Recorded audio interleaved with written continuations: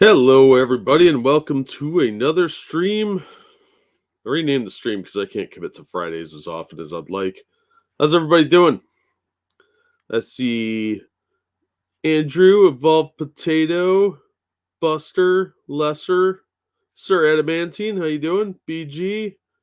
Yes, I did remember to feed the cat.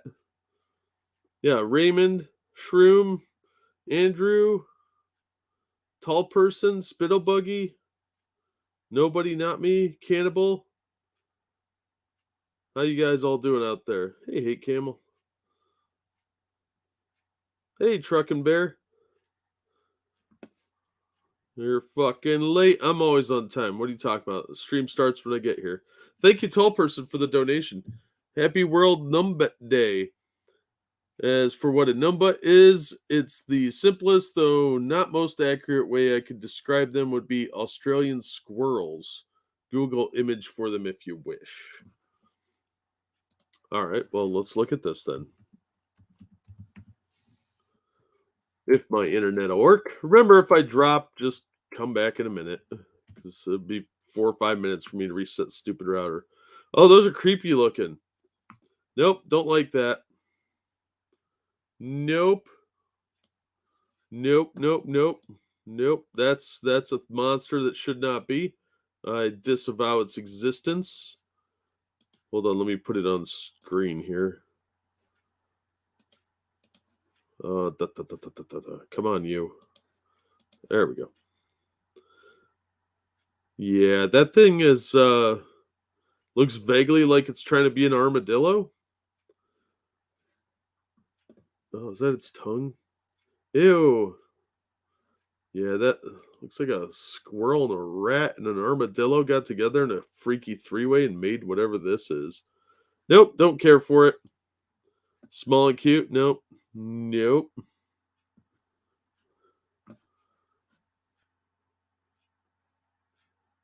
Tardy and homosexual, eh? I see how it is.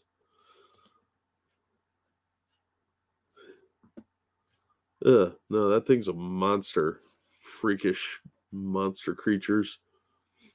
I don't know what you guys are doing down there in Australia, but you got some weird ass animals. Squirrel Rillo. Australian aardvark? Yeah, that does have that look. All right, I'm still fighting with some sinus issues. Doesn't help that I spent like 4 hours in front of a campfire earlier today. Because a buddy of mine was having a little cookout. Hung out with him and some of my family. It was a lot of fun, but I smell like campfire, and that smell's bugging me. Making my sinuses go nuts. Tree kangaroo? What the hell's a tree kangaroo? That sounds dangerous. Is it as big as a kangaroo? What were those little things that you showed me the one time, Evolved?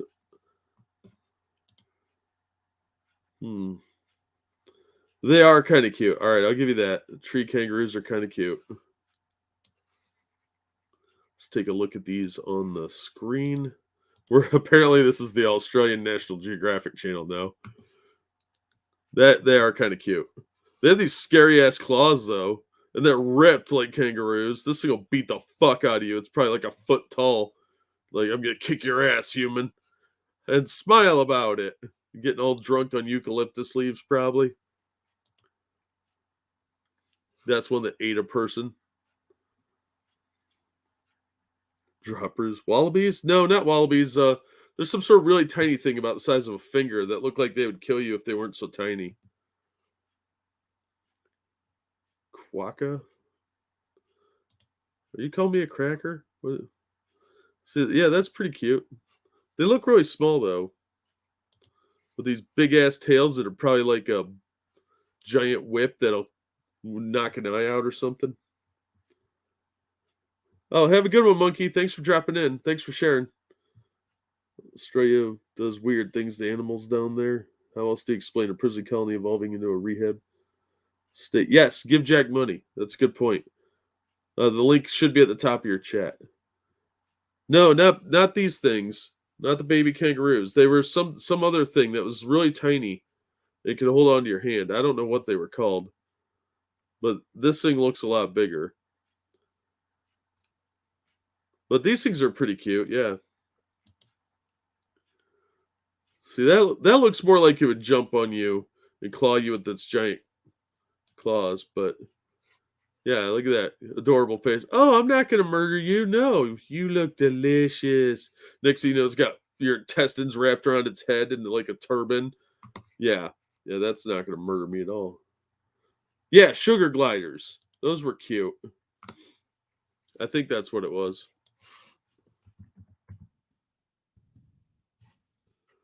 That sounds yes, sugar gliders. Those things are adorable.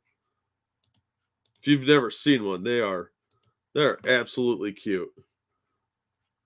Look how small and itty bitty they are, but oh, they're so cute. They're like cute mice that I don't want to murder. See, because they're so small. Look how small they are. They look like little aliens. These things crash landed on our planet and we made them devolve into something adorable. We were like, oh, they're invaders, but look, they're so cute. And then they're like, we'll stay here. Aussie possums? I don't think I've ever seen that either. Holy shit, you guys are telling me about all these things. We're gonna get to comic books at some point, guys.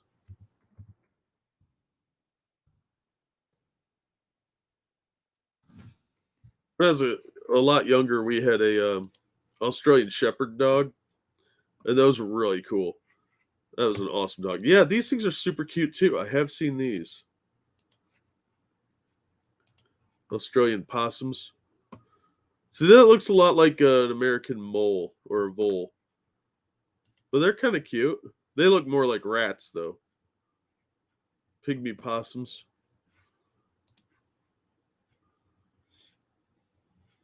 It's a cross between like a gerbil and a mole.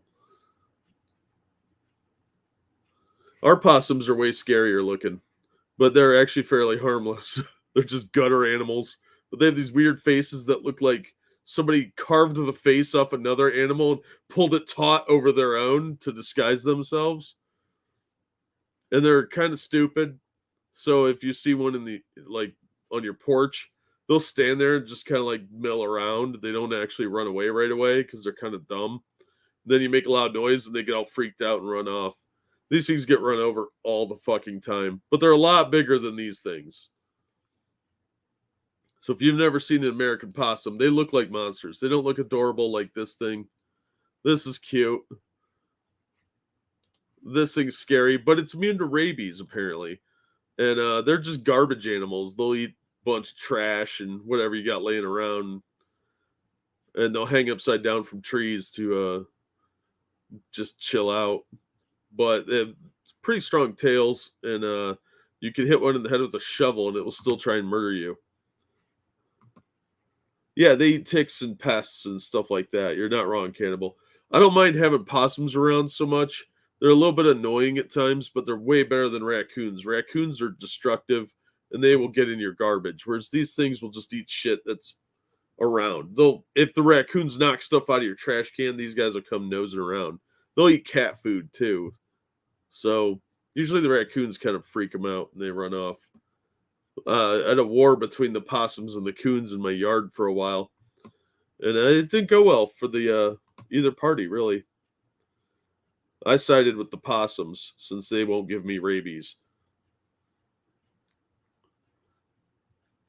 Yeah, yeah, well, that's the main difference between the two. Is ours are larger and look more like serial killing animals, and yours are slightly smaller and cuter, and don't look like they're going to get in my trash. I'd be more freaked out if I saw a raccoon in my trash than one of your possums or a fucking kangaroo. I would hate kangaroos. I think if they were around me. Yeah, possums are immune to rabies, but raccoons are not. And raccoons are around here all the fucking time. I'm here for shit talking, so if you don't get comics, I'm fine with that. Yeah, well, this is a comic stream, so we're 10 minutes in and I've been talking about animals from Australia. It's a little easy to derail me most of the time.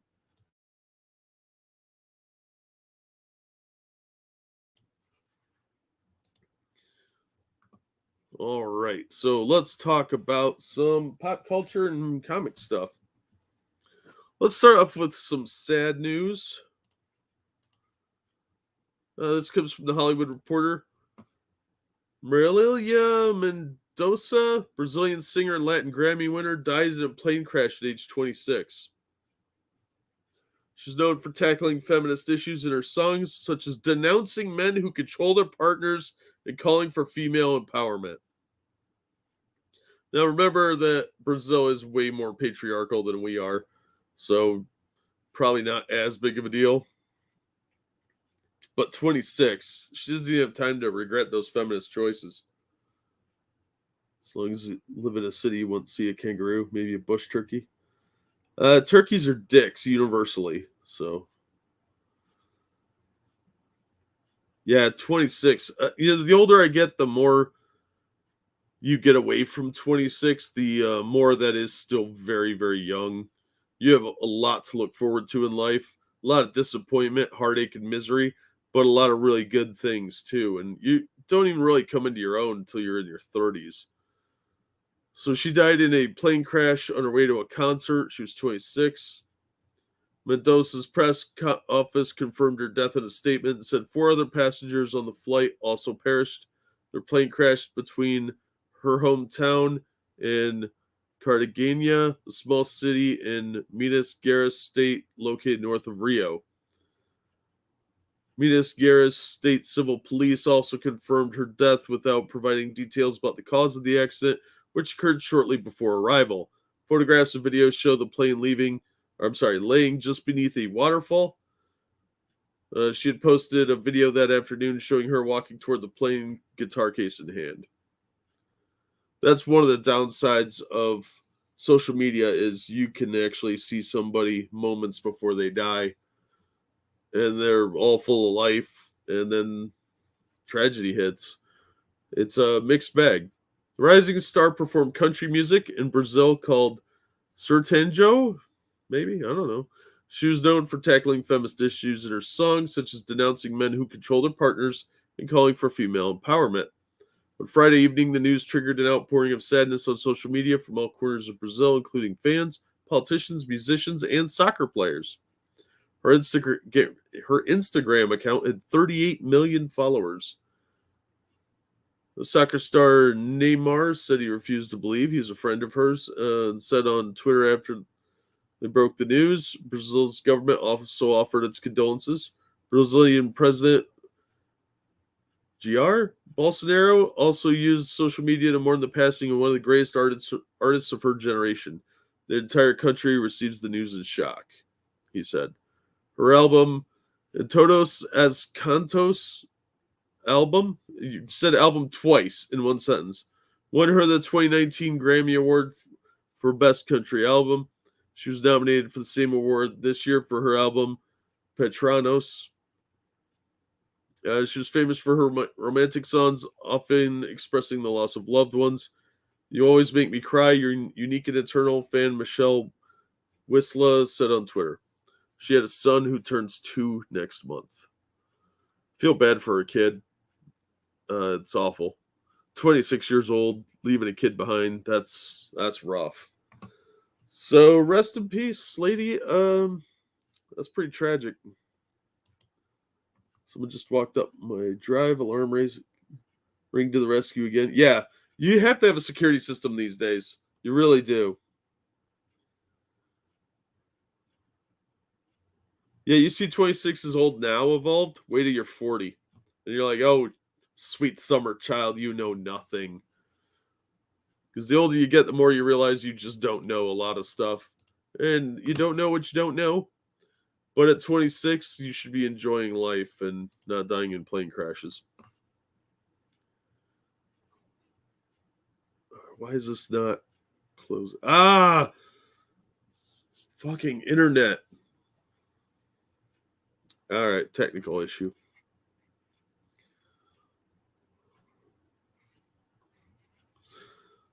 Fucking garbage internet. All right. There's a lot of really bad news in the last week or so. We'll get to the fun stuff a little later. Let's get the tragic shit out of the way.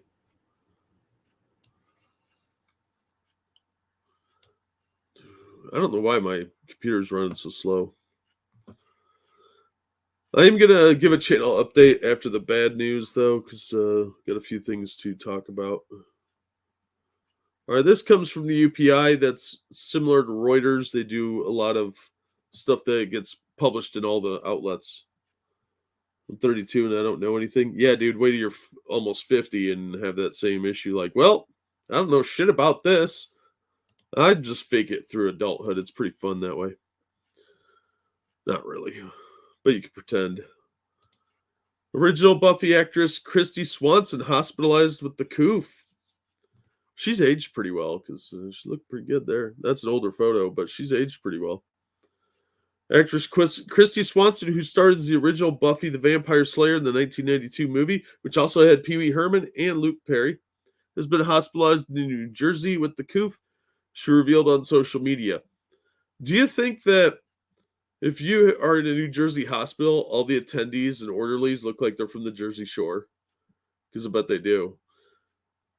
Prayers for me, please. Yesterday, I took an ambulance ride to the hospital. Swanson, a vocal critic of the Coof shots, wrote in a Twitter post, I'm here with pneumonia. I'm on oxygen, etc. All Coof related, of course. I'm in good spirits and in great hands. I was just at the tail end of my Coof diagnosis when it jumped into my lungs. So they're treating me with shit I can't pronounce and blood thinners so I don't clot. I'm okay.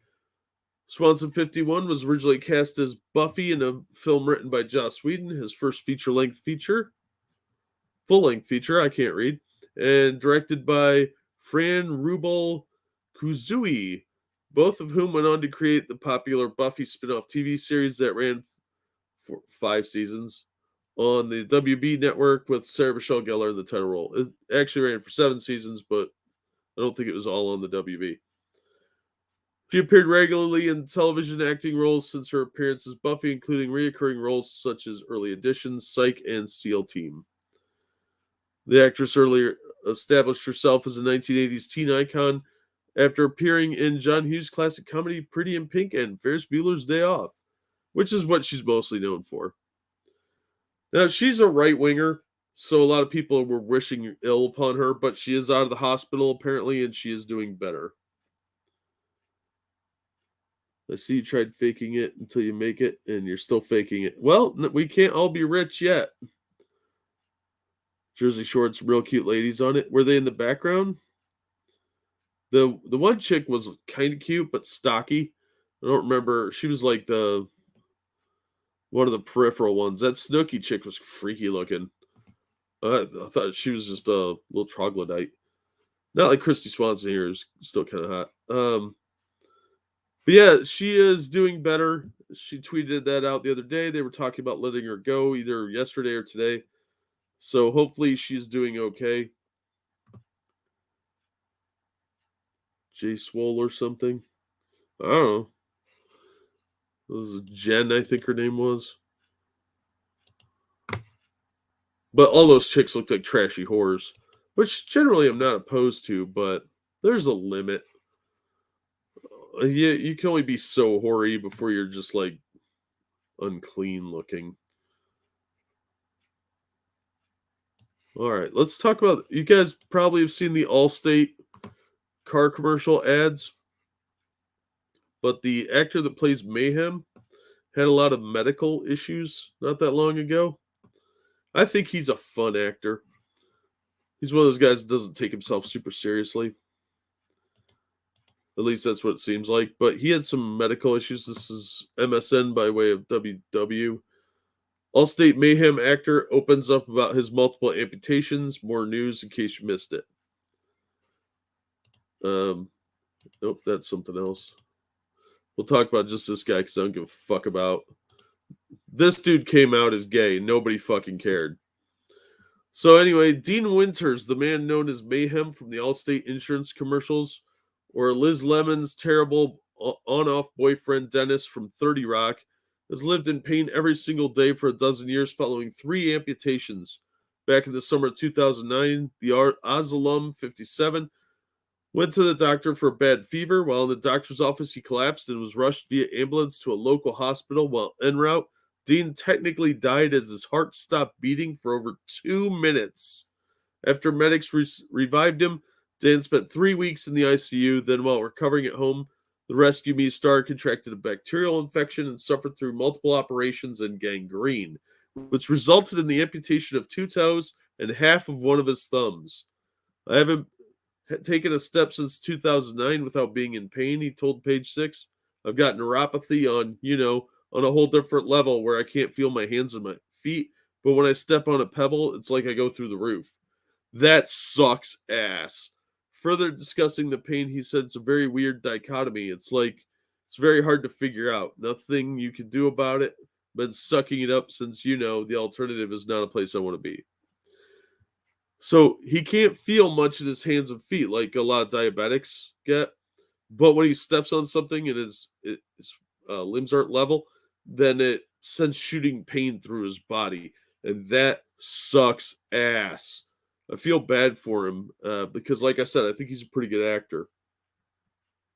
Hey, Tyrai, how you doing? So next time you see the Allstate commercial and you see Mayhem falling onto anything, just think of how much pain he's in just getting in the position for the fake scene. So yeah, I have a lot of respect for people that can deal with pain like that because that's not easy to do. I don't like pain; it hurts a lot.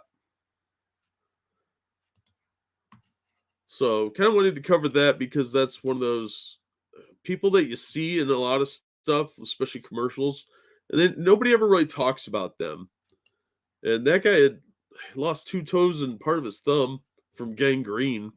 That sucks ass. That's way better than some, a more interesting story than a lot of the fucking actors that are just drunks and drug addicts and do stupid shit on the weekend. This guy's actually interesting and suffered way more than any of those fucking clowns. Come on, internet. I don't know why Chrome sucks so bad. You would think they'd make it so that it would work with YouTube, but every time I stream, I got some kind of problem with Chrome.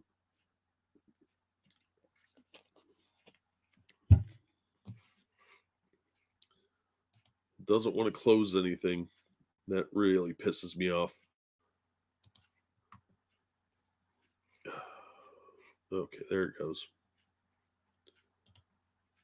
Is my stream lagging now?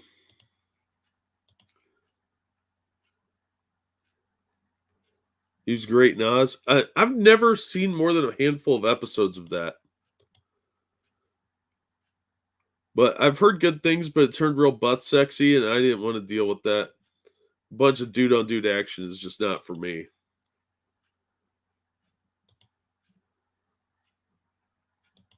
Oh, come on. Man, this fucking irritates me.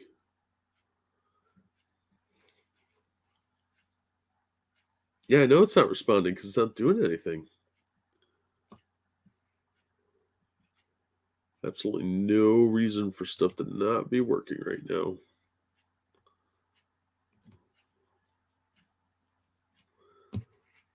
All right, that's going to be annoying. Okay, what's next? Oh, yep, something had to jump up and open in front of me then. It's probably Steam. I got to uninstall that. It just fucks with my system.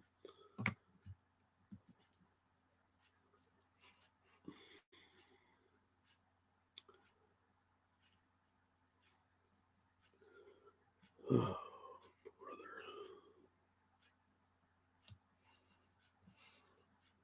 Come on.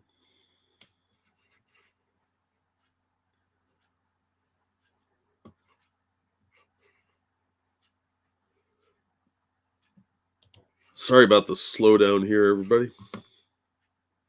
Thank you all for coming out, too. I know it's late or early, depending where you are. He was an Irish badass who boxed. Oh, nice. Okay, there it goes. All right. So this is also from the Hollywood Reporter.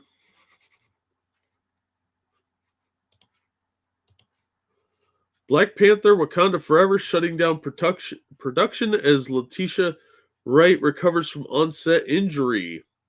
The movie had spent the last 2 months shooting around the injured actress. And that means she's pretty injured if they spent 2 months shooting scenes without her. Come on. Damn it. Oh, I fucking hate Chrome so much. It forces you to use it, and that's what I hate. Disney's highly anticipated Black Panther sequel, that's a bit of a stretch. This hit a new speed bump. The Marvel feature, Black Panther Wakanda Forever, is temporarily shutting down due to the severity of the injuries sustained by star Letitia Wright. Sources close to the production tell Hollywood Reporter. Wright was injured in late August while the film was shooting a sequence involving a stunt rig on location in Boston. At the time, Marvel Studios said Wright's injury would not ultimately impact the shooting schedule of the film.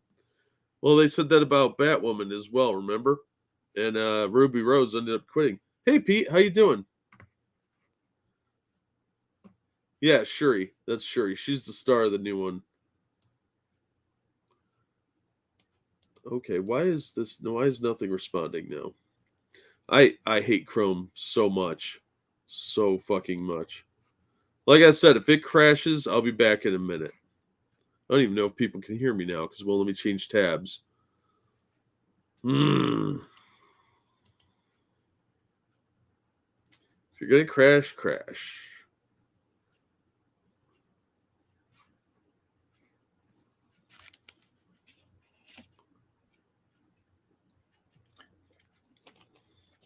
Okay, I don't know if I'm still on the air or what's going on. Just bear with me, guys.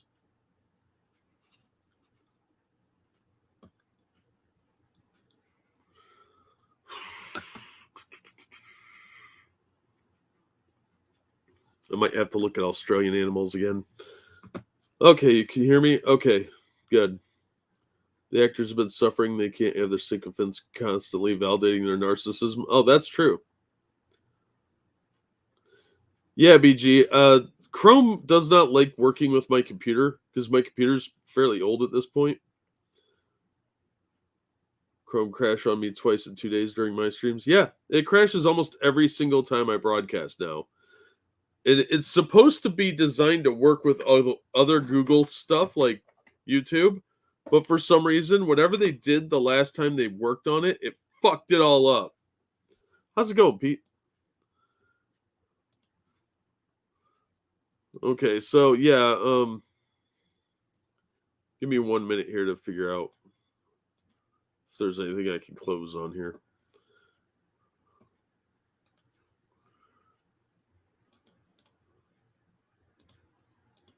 All right, close a couple tabs. Maybe that'll help.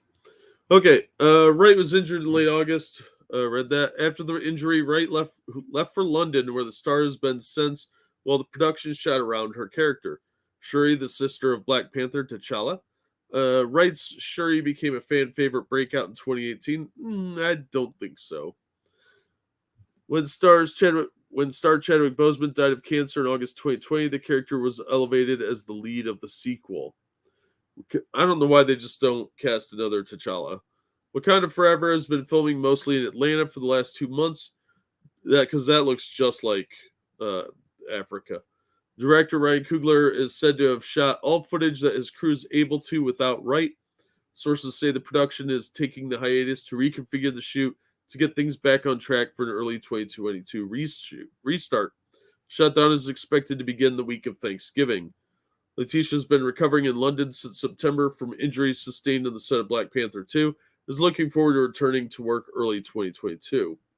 Notice they don't say what the injury is.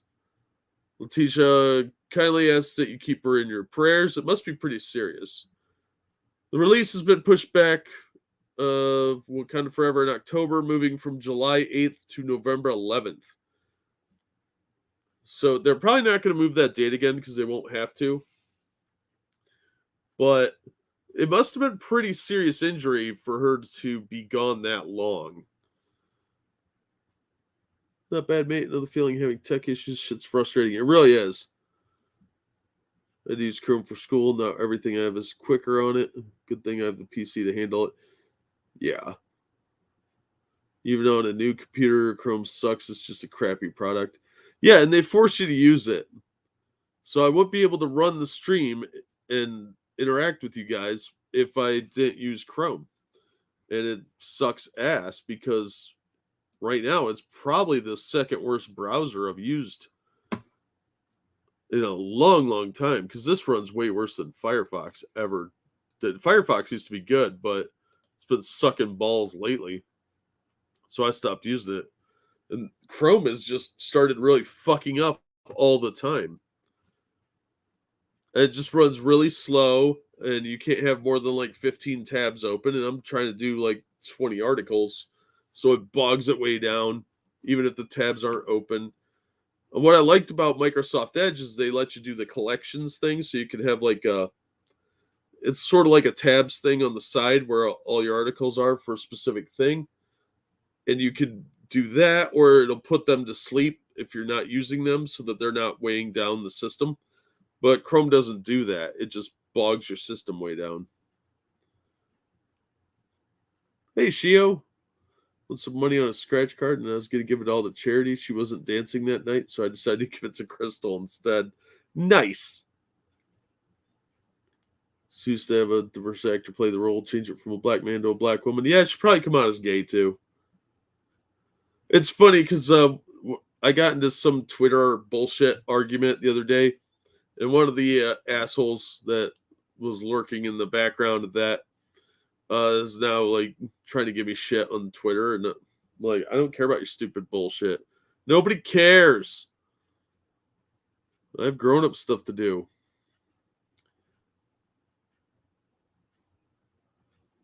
All right. Save those for later. All right, let's talk about this. This is an interesting one. Now, as Hollywood gets more woke, it's more and more obvious that people think there's money in it, even though that the stuff's failing. They don't seem to realize that or really care. They just want to find new ways to virtue signal, so they're all jumping on board that.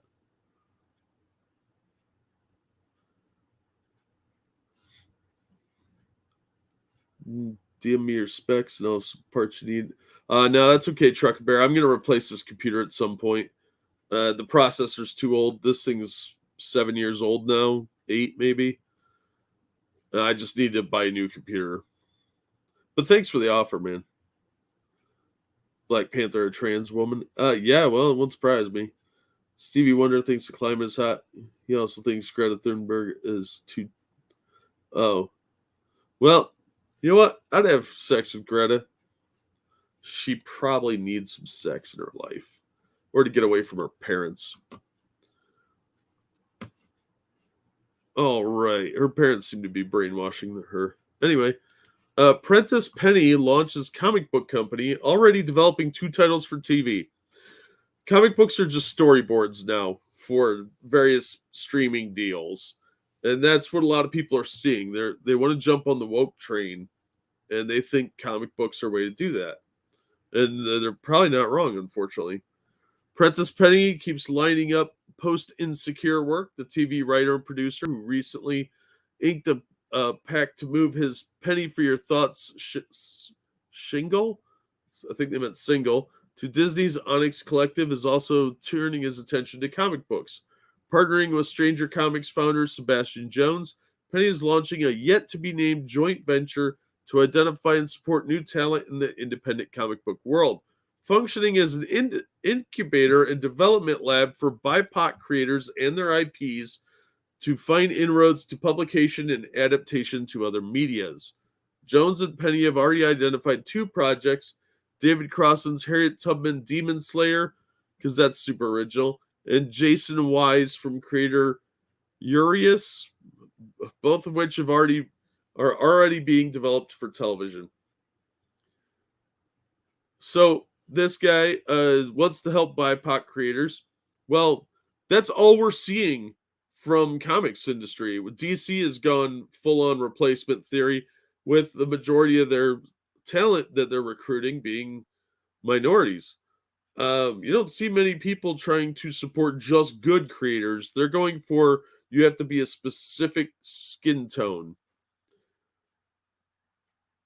When Sebastian told me there's so many independent comic creators of color that largely get ignored in the movie and television space, I knew that I wanted to help foster and produce content with these amazing creators, said Penny. I'm so excited with all the possibilities the joint venture can do.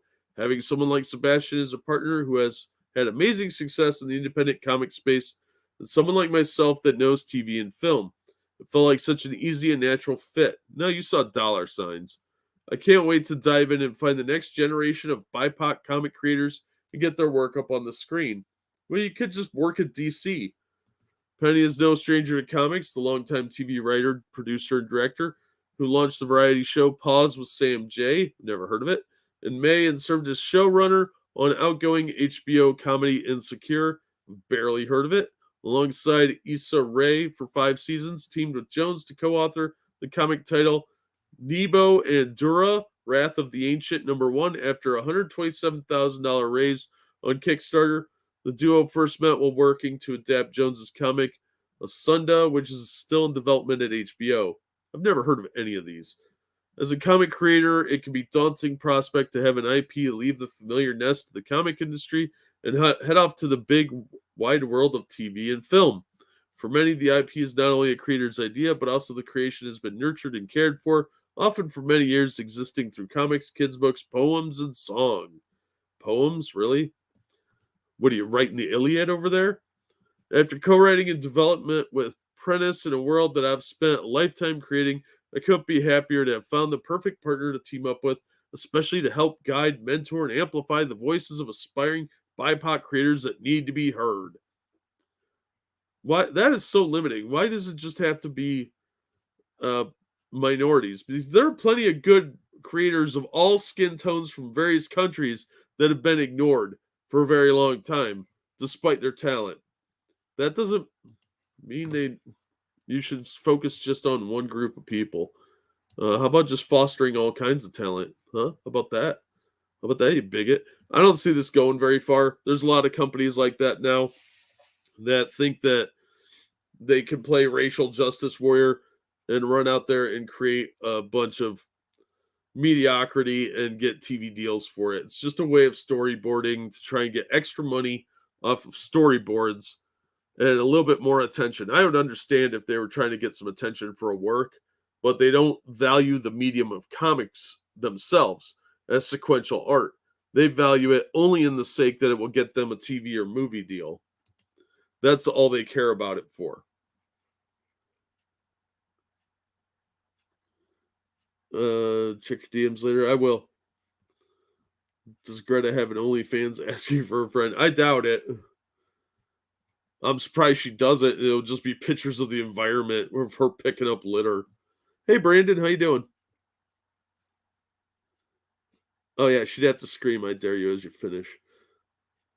12 years old. Oof. That's an old computer. I have a Windows Vista system that I don't use much, and it's from like 2008, 2009, whenever Vista came out, because I got that fairly new. Demon Slayer's an anime. It's not Demon Slayer, it's Harriet Tubman, Demon Slayer. Just like Abraham Lincoln Vampire Hunter. There have been other books called Vampire Hunter, but that's not the full title of it.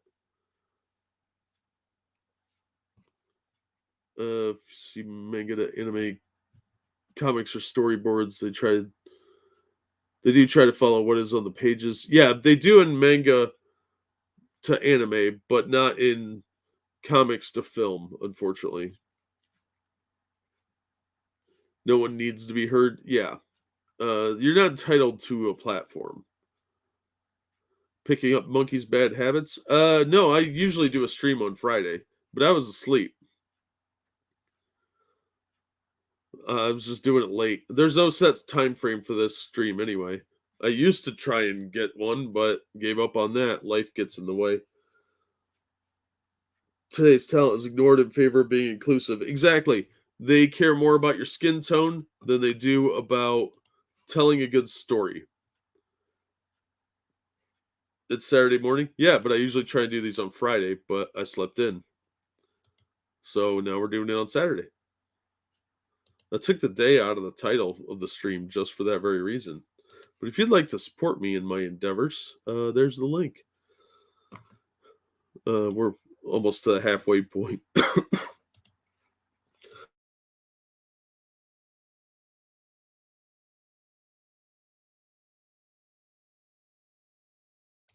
All right, let's see what else we got here. All right, let's do a little bit of good news. I don't remember if I covered this last time or not. Oh, where'd my fucking button go? Much like MITM, Jack is never early or late. Doesn't days don't matter. The points are made up. Yep. It's just arbitrary. Do you see your one books? Oh, cool. Hope you're liking them. Games Workshop is respawning Dungeon Bowl, Sun Death Underground fantasy football game. For those of you that don't remember this game or never played it, it's very similar to Blood Bowl but deadlier. Games Workshop used its Warhammer Day preview to announce the upcoming relaunch of its underground fantasy football game, Dungeon Bowl.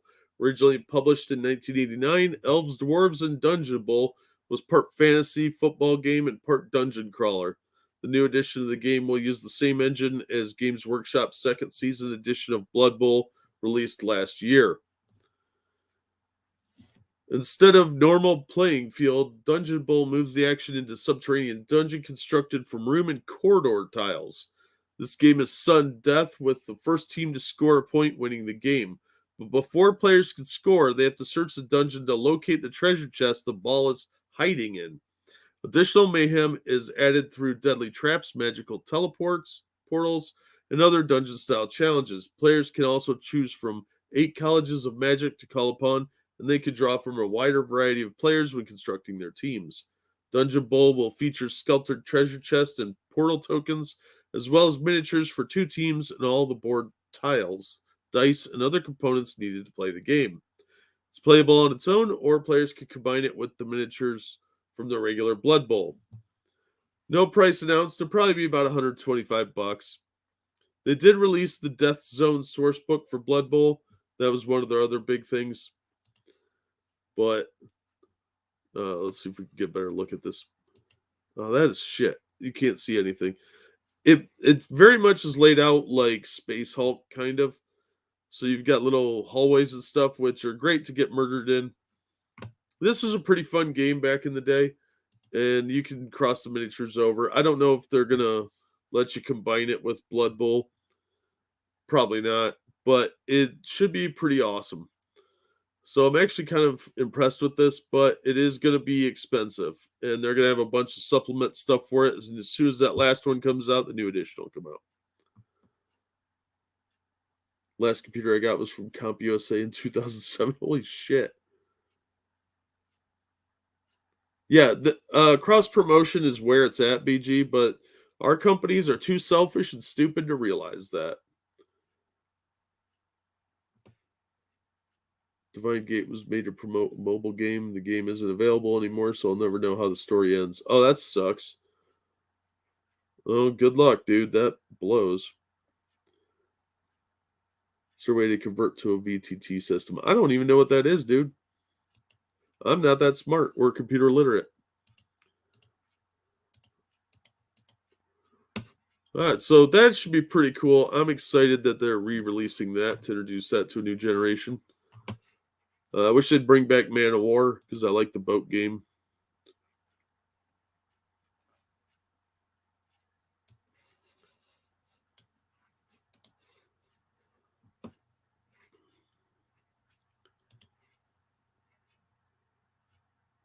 I didn't like the new Blood Bowl edition. Somehow it's harder to understand, but also simplified the tactics too much. That sounds about right. The original version was really good, and there was another edition they did that was slightly updated from that. That was really good. It was just clarifying some stuff. But the new edition, I've heard a lot of complaints about. I haven't had a chance to play it, I don't think. But a buddy of mine's a big player, and he really seemed to like it okay. So I don't know. But yeah, I've heard the same complaint.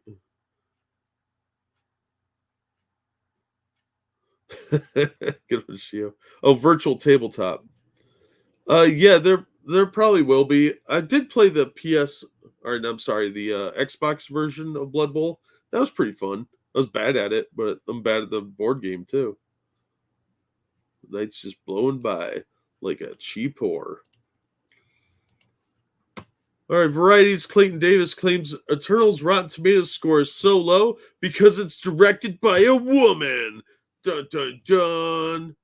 Oh, it's funny. I don't recognize this outfit as a white knight uniform. It's from Bounding into Comics. Variety Awards editor and the host of Take Clayton Davis claims the reason why Eternal's Rotten Tomatoes score is so low because it's directed by a woman. The Rotten Tomatoes score for Eternal currently sits, as of this article released yesterday, at a rotten 50% from 249 reviews with an average rating of 5.6 out of 10. There are 124 scores and 125 rotten scores. So the audience says it likes it here. I doubt that highly because most of the people I've been reading about reviewing this and the handful of people that I actually know that saw it all hated it. They said it was terrible and boring and too much wedged into one thing. It felt very disjointed, is what I'm hearing. But take that for what you will. If dumb people like it, that's fine. But I have a feeling these numbers, these are inflated and this is overstated. The score falls 5 points when you look at Rotten Tomatoes' top critics score. It sits at 45 from 55 reviews and an average review of 5.4 out of 10. And there are 25 fresh scores and 30 rotten scores. With a rotten 50% on the tomato meter, Eternals is the lowest rated Marvel cinematic film on Rotten Tomatoes. Thor: The Dark World previously held the title for the worst with a Rotten Tomatoes score of 66%. Reacting to the poor Rotten Tomatoes score, Davis said, critics have weighed in on it, and it has been very divisive, actually drawing the lowest rated Rotten Tomatoes score of the MCU film in history thus far. First of all, Elizabeth, it is not a bad movie in the slightest. I think it's one of Marvel's best efforts thus far. It has great action. I've heard otherwise. It focuses on a lot of story, too much so. It's diverse. That's not a selling point. It has great characters and all that. Davis then claims the reason the critics' score is so low is because the film is directed by a woman. He explains, I think this speaks to a larger problem that is in the industry. Anytime a woman takes on the action genre, which has been typically made for men to helm, that's bullshit. People come harder on that filmmaker when she takes it on. I don't believe that at all. That's nonsense. I think it's the issue that needs to be addressed because it does not draw that criticism that it's been receiving. Davis's co-host Elizabeth Wagmeister concurred, saying, I agree with you 100%. Right when you started talking about this, I said, imagine that the film is directed by a woman, has the lowest score on Rotten Tomatoes. Not warranted.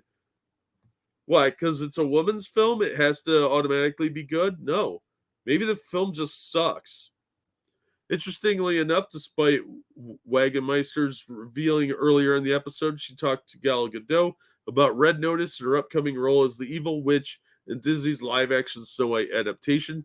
Neither she nor Davis mentioned Wonder Woman directed by Patty Jenkins. If the idea of critics somehow lambasting Eternals because Chloe Zhao's gender, wouldn't it stand to reason Wonder Woman would have terrible critic reviews as well? Instead, it has an astonishing 93% tomato score. Look at that. Certified fresh, audience score 83. And if you want to stay within the Marvel Cinematic Universe, you don't have to look any further than this year's release of Black Widow, which was directed by Kate Shortland. That film has a 79% tomato score from critics.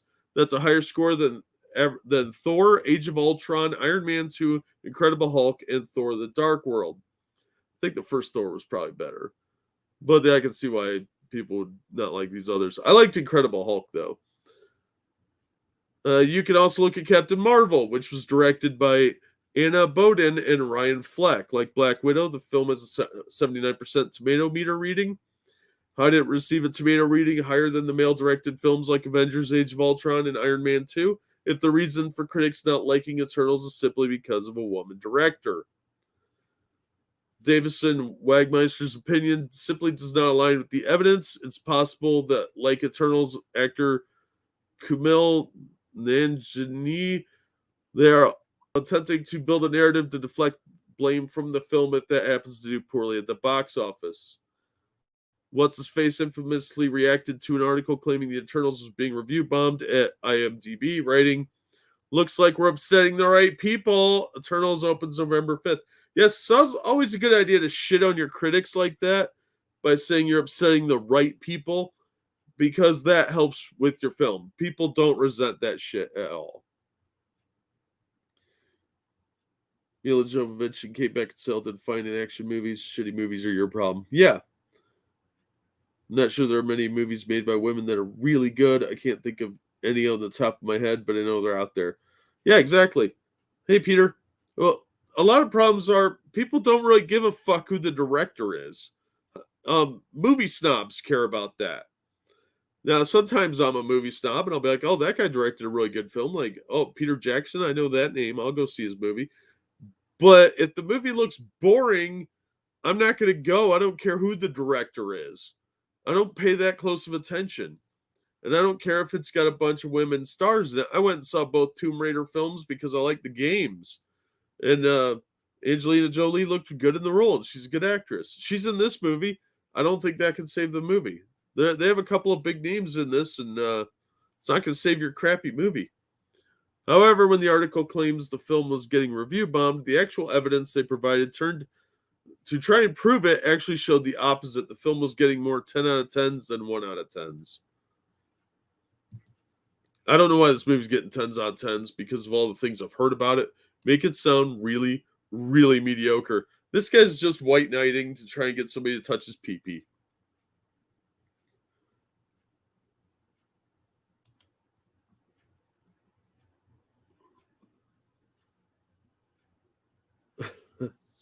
Jeez. Oh, boy. I'm not reading that, Shio.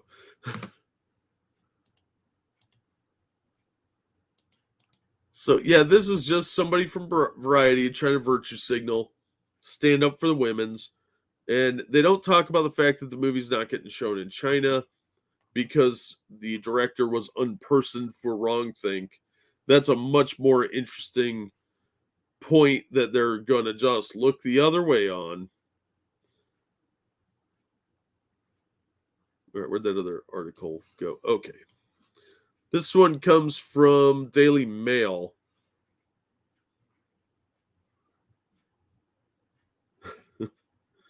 Oh, you know what you did. Oh, thank you, Baby Vaso, for the donation.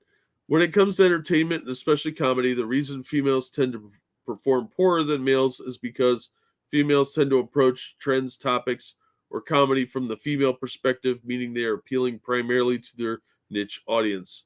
You're not wrong. They do tend to do that.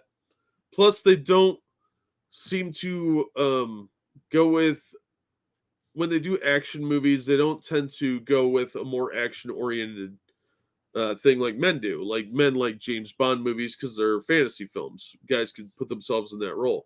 Women tend to try and make it a lot less violent and a little bit more emotional. And that's not always what you want. Sometimes you just want gunplay and explosions. And I think that's one of the reasons women aren't as good at directing, in a general sense, action films. And some of these movies just are bad. Just accept that women can make bad movies. A lot of men make bad movies. Women can too. Hurt Locker had a woman director. Yeah, and Hurt Locker was a pretty fucking violent, gory film. So women can do it. You just have to have the right mindset for an action movie. But if they don't want to make an action movie and they want to make a feel good rom com or some shit that has some explosions, like Mr. and Mrs. Smith, what a turd fest that was, and a woman I don't think even directed that, then you're going to get a mediocre movie that appeals largely to women. Um, that if you want to make a film from the female perspective, it's not always going to appeal to men, and men like to go see movies.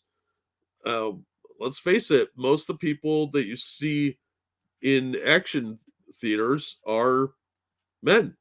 Women aren't as big in action films. They just aren't into it as much. So your target audience has to be taken into consideration. And this Eternals movie looks like a complete fucking schizophrenic mess. There's too much story wedged in. There's not a lot of action. And nobody gives a shit about the Eternals. How many people even know who the Eternals are? They're obscure D-list, probably F-list comic characters that were knockoff New Gods because Kirby didn't work at DC anymore. So he made them for Marvel. They're not that good at characters. You should have picked a better team. The Defenders would have been a better choice. Champions. There were a dozen other groups you could have done.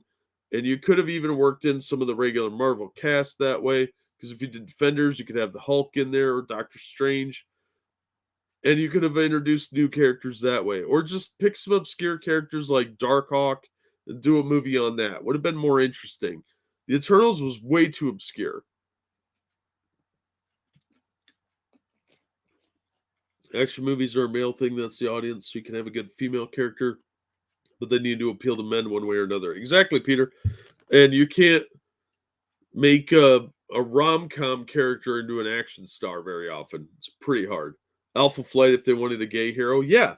Alpha Flight would have been a way better choice because that team is cool. And North Star was a French-Canadian terrorist turned superhero. Way more interesting. Plus, he's gay. So they could have done way more interesting stuff. The Eternals apparently has a sex scene in it. The gay stuff was pretty ham-fisted. So, and not in the sexy way. So there's a lot of things that could have been done with other characters that would have been more interesting. Let's talk about the disaster that is Indiana Jones 5. Now remember, Harrison Ford got hurt fairly badly from the sound of it. It was on set at the same studio where he got injured during Force Awakens. I think that was Pinewood Studios. And the story leaks have been coming out saying that they're going to kill Indiana Jones off and replace him with Phoebe Waller-Bridge. And they're going to erase him from history, apparently. Like, young Indy is going to get disintegrated, so old Indy is going to end up dead, and then he won't have existed to do Raiders of the Lost Ark or Temple of Doom. They'll completely erase him from history. And then they're going to replace him with this strong, independent woman that don't need no man, which is Phoebe Waller-Bridge, who's a very big feminist, and apparently one of the co-writers on this movie. But the horror show that is Indy 5 doesn't end there. What about Hell Cow? Take Ripley. She was a strong female character and men love her. Yeah, Ripley was badass. Are they going to have time travel? No. They could do time travel, but it sounds like they're just stealing the opening from the first Hellboy in Stargate, and they're turning it into a time travel movie. But they're going to delete Indiana Jones from what the script leaks are saying. And Phoebe Waller-Bridge is basically getting her own spin-off TV show all about her as the new Indiana Jones. Because when he dies, he hands her the whip and the hat and is like, it's on you now. And she has to go redo Temple of Doom and Raiders of the Lost Ark. So girl power, going to erase another solid male character. But to show this movie, even God doesn't want it to happen. New tragedy. Oh, shit. I hate that so much. Fuck you, Chrome. New tragedy as Indiana Jones crew member dies on location. A crew member on the upcoming Indiana Jones film has died on location, it's been reported. Nick Kupek, 54, was among 100 crew members working on the blockbuster sequel. Let's not get carried away. Was tragically found dead in his hotel in Fraize, Morocco, the Sun reports. He had flown out to help with a complicated stunt for the filming involving a rickshaw before he passed away. Today, fellow crew members paid tribute to Mr. Kupek, who was thought to have died of natural causes. No, some Final Destination stuff. One friend wrote, one of the very best, taught me so much when I was starting out. Another person added, I'm heartbroken, Nick was such a lovely man. The fifth and final Indiana Jones sequel, which was initially due for release in 2022, has now been pushed back to 2023, saw filming halted by 3 months this year after Harrison Ford suffered a shoulder injury. The actor has been rehearsing a fight scene for the upcoming film when he was injured. A statement from Disney at the time, in the course of rehearsing for a fight scene, Harrison Ford sustained an injury involving his shoulder. Well, he is in his 70s. Production will continue while the appropriate course of treatment is evaluated, and the filming schedule will be reconfigured as needed in the coming weeks. The new film, which will see James Mangold take on directing duties from longtime helmer Steven Spielberg, also saw shooting previously pushed back as a result of the Coof The Untitled film, which will also star Phoebe Waller-Bridge and Mads Mikkelsen, comes 13 years after release of the fourth film. So we've got a dead crewman now. And this cursed monstrosity is still going. Natural causes, aka the whack, right? They won't even have to turn her masculine and make her the big hero. She was still feminine and kicked ass. Yeah, well, you don't get that anymore, BG. They have to upstage the men because men are evil or some shit. That's the message I get when I watch these movies, is they have to berate the men and knock them down a peg so they can show this Mary Sue who can do no wrong. Which I actually had to introduce one of my friends to the term Mary Sue, and that made me sad. Yeah, she was a woman, not a wannabe man. Exactly. And he should be a mentor role at his age. You would think so, but they've got to emasculate him and knock him down several pegs so that they can destroy him as a character and show you that the woman is better. Their mentality is, you just don't know that the female character is better than the man because we haven't told you how stupid he is yet. And unfortunately, that is a very common mentality now in filmmaking, and they're destroying all these older franchises to replace them with women. We're probably going to get a woman named Indiana Jones, and it will be this Phoebe Waller-Bridge chick. And it's disgusting and lazy, and I'm very, very tired of seeing it. And I thought for a little while maybe I was just getting bitter in my old age about all those kids' movies. No, they're just not good. They're not interesting. They're not well written. There have been great movies in the last several years. Films like The Departed. I even like Dune. I thought it was a pretty solid film. But those are now the exception. It's no longer like, oh, we're going to go to the movies. What do you want to watch? There's a lot to choose from. No, it's like, yeah, well, this one looks the least woke. I don't really want to go pay money to see that crap. It's obnoxious. Tyrannical Marxist BS class division. Yep. Then the woman gets injured on set because we ladies don't have the same strong body structure as men. Yeah. Well, you don't have the upper body strength. In Diana Jones? Oh, that would make a great porn movie, Hate Camel.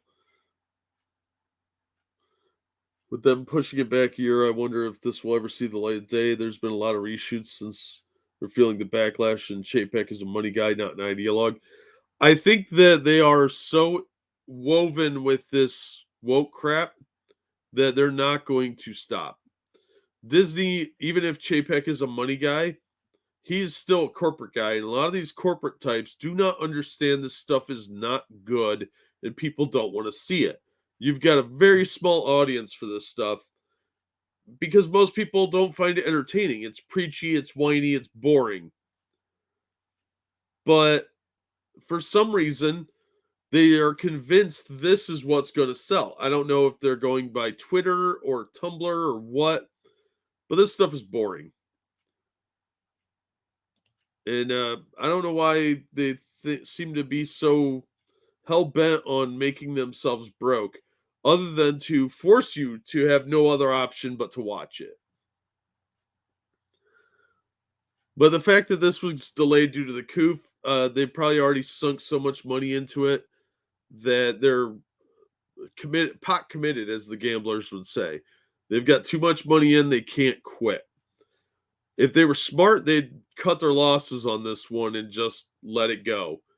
You know, release this is what we filmed of it in like a documentary and let people see the footage they did film. But Harrison Ford is really old. The last movie wasn't that good. This one sounds so much worse. And they want to erase Indiana Jones from history. It's fucking disgusting. And Disney should be ashamed of itself. They have done nothing but destroy the properties they're buying.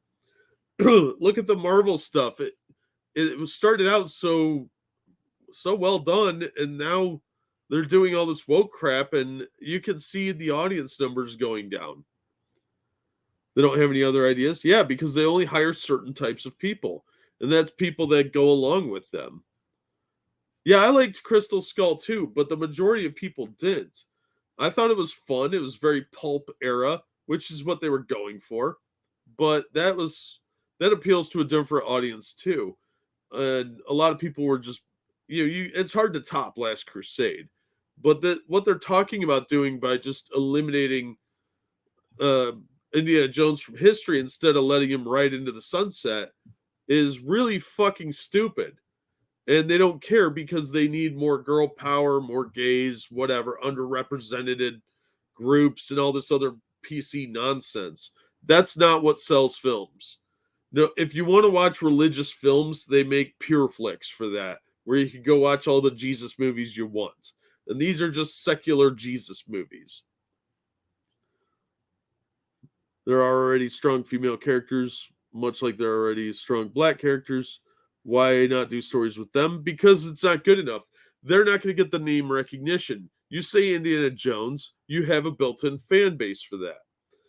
So if you make Betsy Black a night adventurer who's an archaeologist or something similar, it doesn't have that name recognition. You're not going to get that initial rush of people that think they're getting a good product, that think they're getting something like the old one.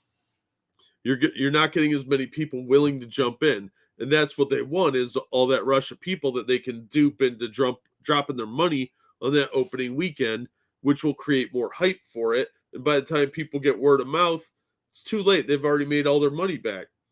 That's what they're doing. This is bait and switch. They get their political progressive messaging in there, and they get to get rid of a franchise they don't like, but they also get the brand recognition and the money value.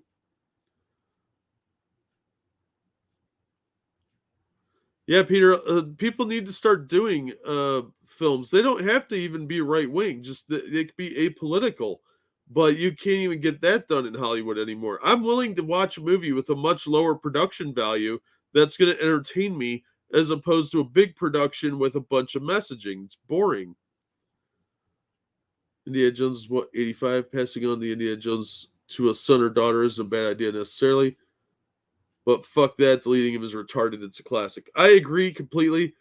He's right around 80, somewhere there, late 70s, I think. But he's too old to be doing this crap. Just recast the character. There are other actors that could do Harrison Ford justice for what he did for early on with Indiana Jones. You can even go back and do another Young Indiana Jones Chronicles kind of thing. People want to watch good action adventure. Or you could just let the character retire and have somebody else do a similar type of thing. The Librarian was very similar to Indiana Jones. Yeah, it was. Kathleen Kennedy is the problem. She hates men. If she were smart, she would have focused on the next generation after they handed the torch. They are focused on the next generation. They just don't think the next generation wants to watch a bunch of white guys. They want transgender, non-binary people who are going to use boas like whips, I guess. I don't know what they think, but that seems to be what they think. And it's not just Kathleen Kennedy. She still has to answer to the higher ups for approval on all this stuff. And a lot of the people that work under her have the same mentality. They need to clean house at Lucasfilm and get rid of all these idiots. Make a product with Betsy Black and you can make a film series. These people are not long-term planners. They're not. It's quick cash, quick influence, and they want the backpats at cocktail parties. They don't care about long-term. People don't work at companies for 20, 30 years anymore. They work there for 4 or 5, use whatever they've done as a resume builder to move up at another company, to get a higher position with higher pay. So let's say you work at a clock company. You have to pad your resume for the next place you work, which is going to be some random like esports place. You have to look like you've done something. So what they'll do is start some initiatives. Oh, I'm going to make sure we hire diverse people to make our clocks. So we have to hire 10% black people, whatever. So they do that. They put it on their resume and immediately jump ship so they don't have to live with any ramifications that may come. Like everybody you hired may not know anything about clocks. They're just average dudes off the street that don't know jack shit about clocks. But it looks good on his resume. It's not enough to resist them. You have to push in the other direction. The only solution to woke is based. Yeah, you have to spend your money on things that aren't woke. You don't want to support places that are making crap. That's why I don't support Disney. I don't like buying their products. I buy a couple of Marvel books, probably 2 a month at most. But normally I'd be reviewing even books I didn't like. But I'm so sick of this shit. It's just a waste of my money. Resume padding for the next job. Yeah, I don't have a very good resume, so. But yeah, that's what this is. This is resume padding for them. They want to be invited to the right parties and have the right type of friends, and they don't give a shit about any long-term anything because this is not filmmaking, this is content production. They don't care about making a legacy. They care only about producing something in the now. So they create content for HBO Max or whatever. Netflix is real notorious for this. They do one season of a show, and even before that season is over, they cancel it. You know, it's funny. China told everyone not to do woke shit. No women main characters, no blacks, no feminism. LOL. Yeah, but they didn't listen. And a lot of the stuff, there's the Eternals movie. Some Middle Eastern country asked them to do a different edit if they want to play it in their country, and they'll probably do it because they don't want the gay kiss scene. They don't want the gay couple in there very much, and they don't want sex scenes.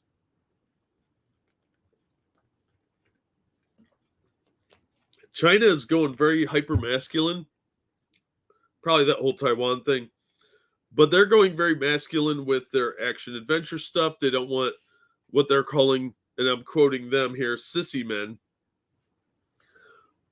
So they don't want effeminate men, which is what we seem to be producing in a lot of our movies. That's why our movies are failing over there. They're not making movies to last. They're not making film. They're not making something that, like The Godfather, that you're going to think about in 30 years or want to watch over and over again. This is just immediate gratification content that is supposed to look flashy and isn't meant to last. And speaking of flashy stuff that it's going to be total garbage, Thor Love and Thunder claims superhero storytellers are more exciting than the actual superheroes. Girl power, she can barely hold the prop hammer. Thor Love and Thunder writer Jennifer Caitlin Robinson declared that the people behind the camera are more exciting to her than the actual superheroes. Robinson comments came in a roundtable interview with the Hollywood Reporter for their upcoming Next Gen issue. When asked about the future of the genre, Robinson said, "We are at a point where women and people of color are front and center. How about good storytelling? I don't care what the main character is. They could have made Captain Marvel an interesting movie. Granted, it would have been Marvel, but that's not the point. The Black Panther was a very popular movie. It had nothing to do with the fact that he was black. Had everything to do with the fact the movie looked good. Even though the special effects kind of sucked. Aquaman was a better version of that same movie. And no, Jason Momoa is not white. So it was a person of color." She continued, "And yes, the people on screen look different. But what do the people behind the camera look like? Nobody gives a shit. Nobody cares about the people behind the camera. Just do your work, make it good, and you'll get more work. That's what's most exciting to me about the superhero movies. I don't think it's the superheroes. I think it's the storytellers." Well, then that's why your movie's gonna suck ass, lady. Oh, this pisses me off. Robinson also addressed including real-world anxieties in her story, saying, "You never want to bring in an element that's going to take people out of the movie. Like making it about you? Yeah, weirdo. No, not everybody wants to hear about you, you fucking self-centered psycho." She added, "I don't think running topical or political stuff for the sake of it is very interesting." Oh, I agree with that. But there's so much you can mine when you take something very real and put it in this hyper world.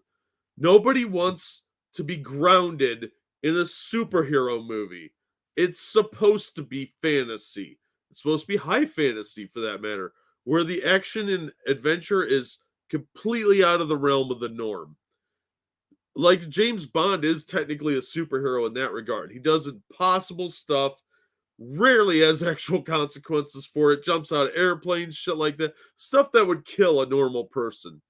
But he's not a normal person. That's the point. People want escapism when they see movies like this.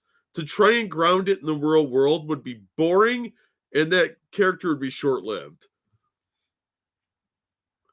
You want stuff like that, go read Gilgamesh, okay, and El Cid.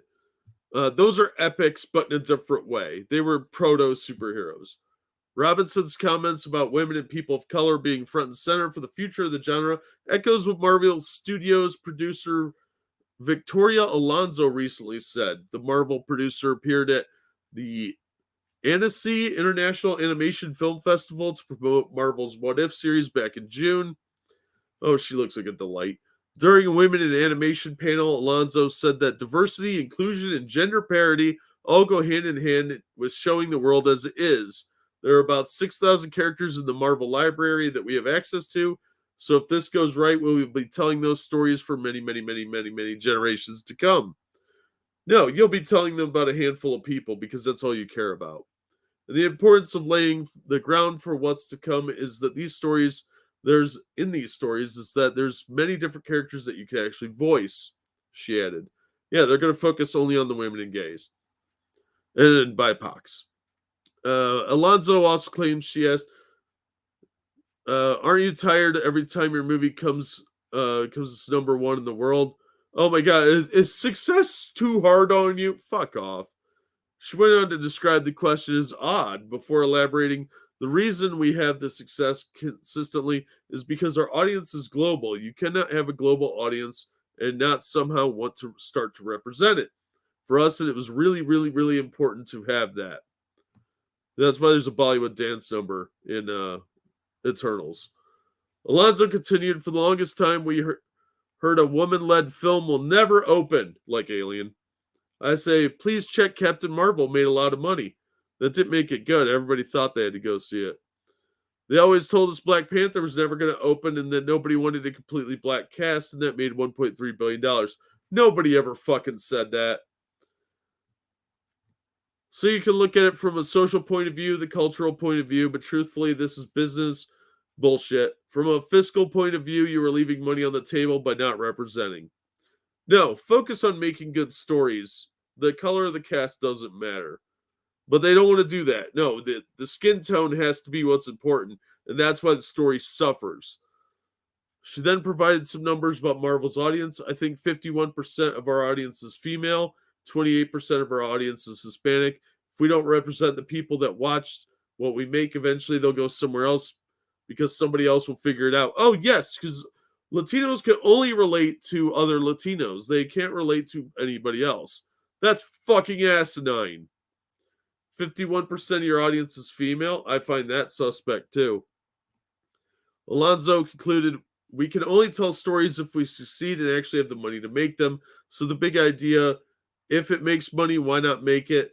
To me, it seems a very simple equation, but it took a lot of time, a lot of talking. No, that's what? How dumb are the people you work with? Oh my god, this is so fucking stupid. It doesn't matter. Look, I don't think 51% of the audience is female in any respect. I think there are very few women that want to see superhero movies. They are there. There's not that many of them. Most of the women going to these that I've met over time is people going with their partner. Their partner wants to go see it. You know, they're dragged there by their boyfriend. And they're like, fine, but we're watching that Sandra Bullock shit film. And you're like, all right, whatever. Alonso also detailed in a Reddit AMA, best source of material there, back in 2019. Best part of working for Marvel Studios is 100% all of it. But most importantly, to be able to show new generations the characters that represent them in each and every way has given me great pride. While not specifically talking about women or people of color, Kevin Feige promised Marvel Studios would be introducing more homosexual characters. He told Variety, there have been gay heroes before in the comics. It's more than pastime in the movies. It's just the start. So even he's pandering. And everything they did with the original movies apparently was to lead into jamming woke crap in there for a bunch of third tier characters that aren't as popular. Sorry, I can't look at my Streamlabs while I'm reading the article. Hang on. Oh, yeah, I did miss this. Sorry, man. Thank you, Baby Vaso. Is it that action movies and the 80s cartoons were created without the female audience in mind, and thus they became cult classics to men and some women? Fast forward to today, where now the female audience is considered in these movies, thus men take the back seat. I think back then they made it for general audience. They didn't really target one gender. Just certain shows were more likely to attract an audience because they did play shows like He-Man and She-Ra back to back in most markets. And She-Ra, while it was largely a female show, boys did watch it.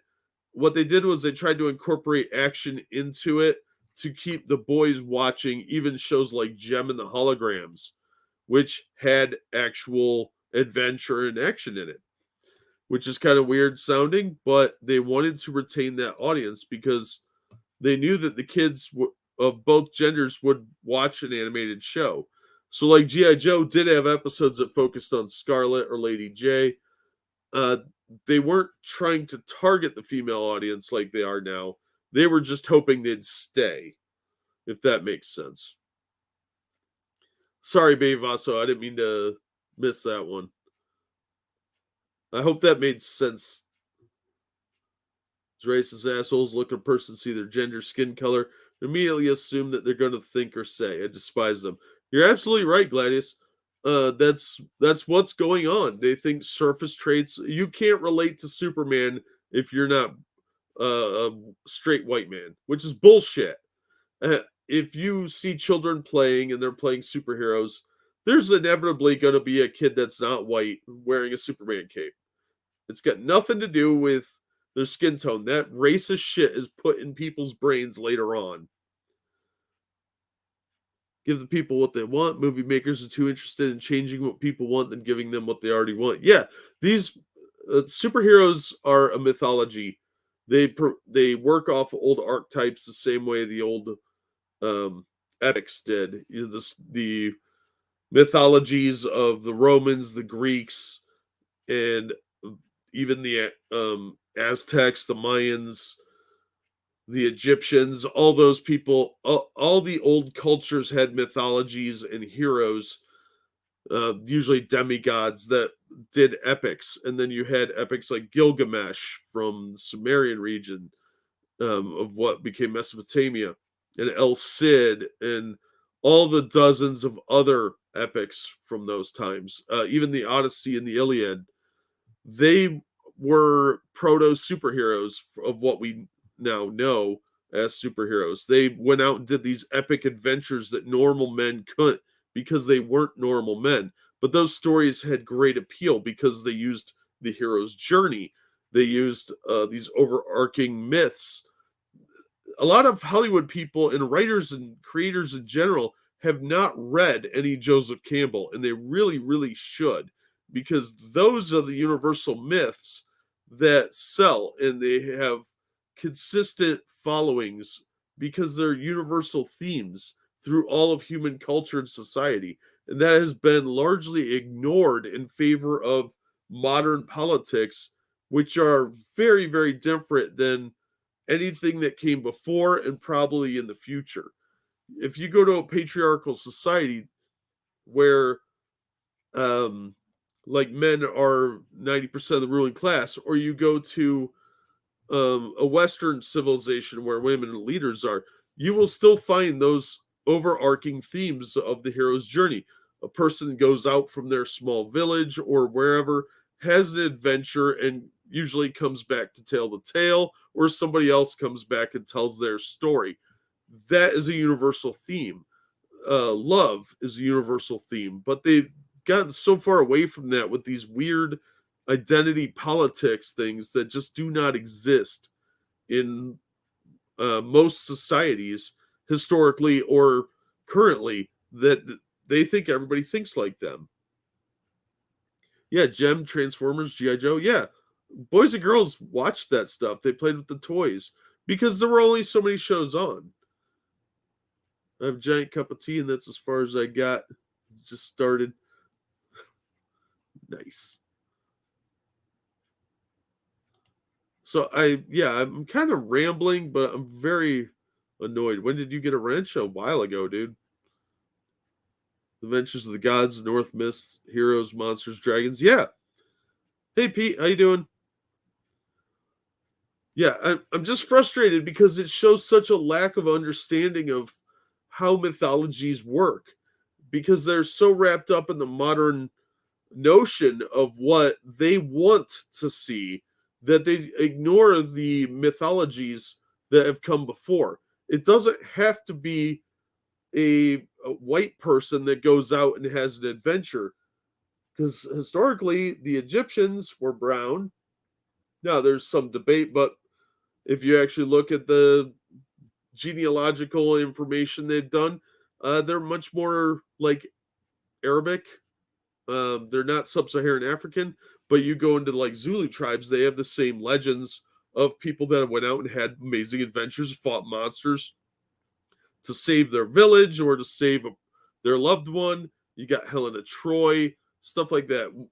There's universal myths that every culture has, and not understanding that is why a lot of these things are failing because they don't teach that stuff anymore because they teach this pseudo Marxist woke bullshit that's boring and nobody gives a fuck about in 10 years.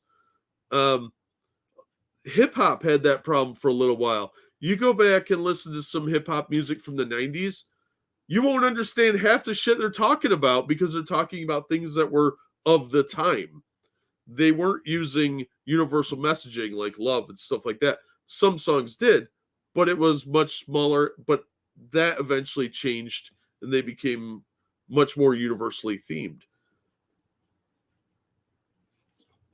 Even the Red Badge of Courage had a hero's journey. Absolutely.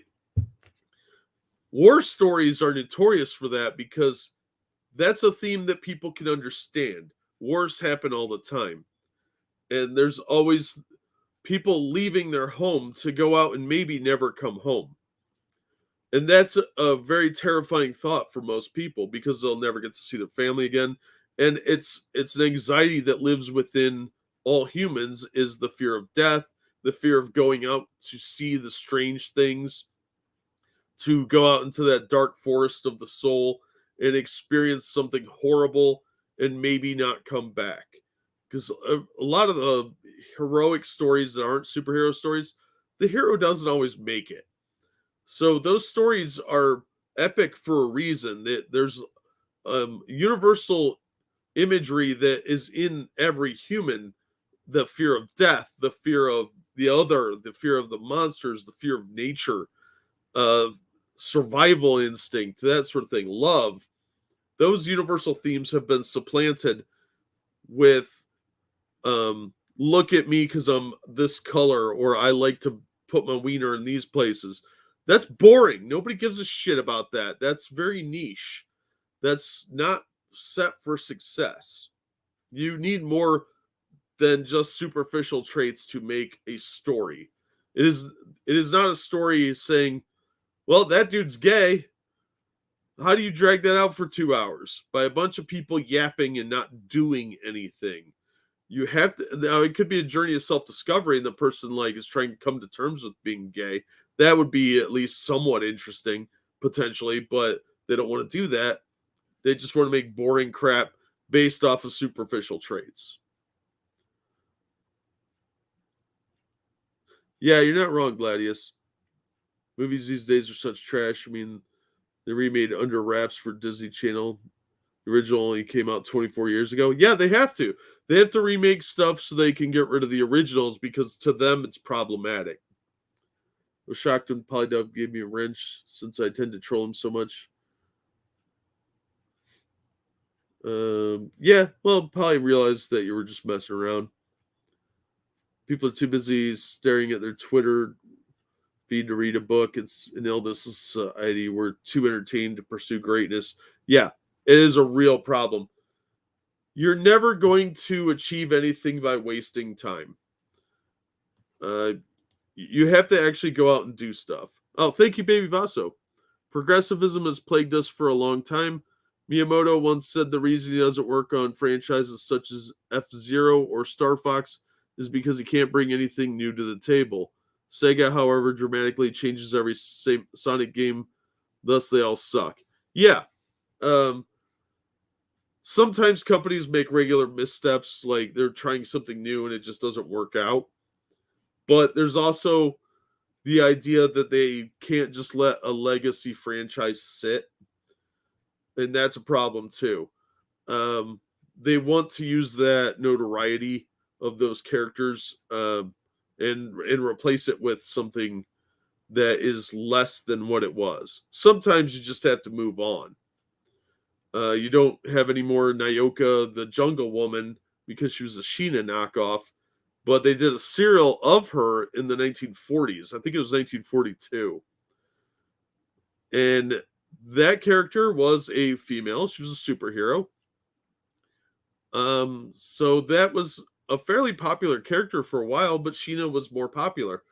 But we don't have that coming out because they don't give a shit about some white woman in the jungle because they'll scream white savior.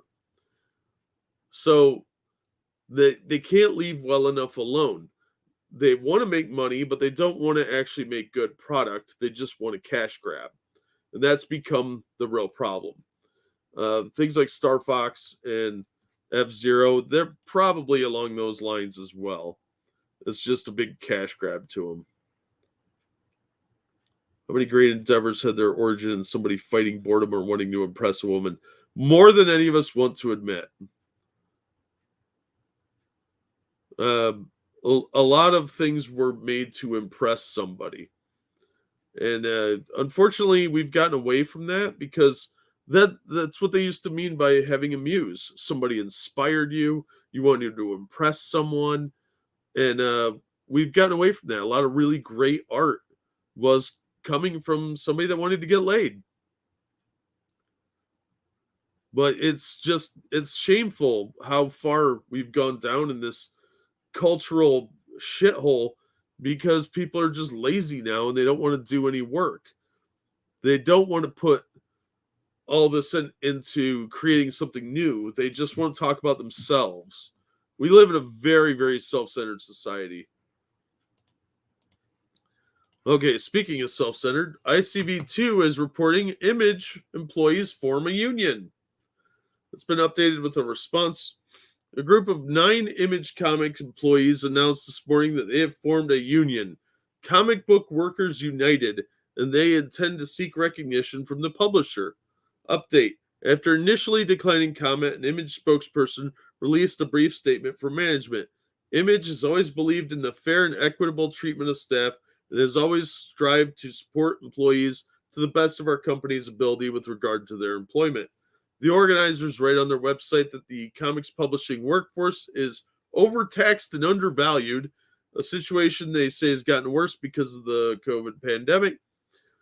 Since its outset, we have been expected to take on even larger workloads with fewer resources, the unionizing employees wrote.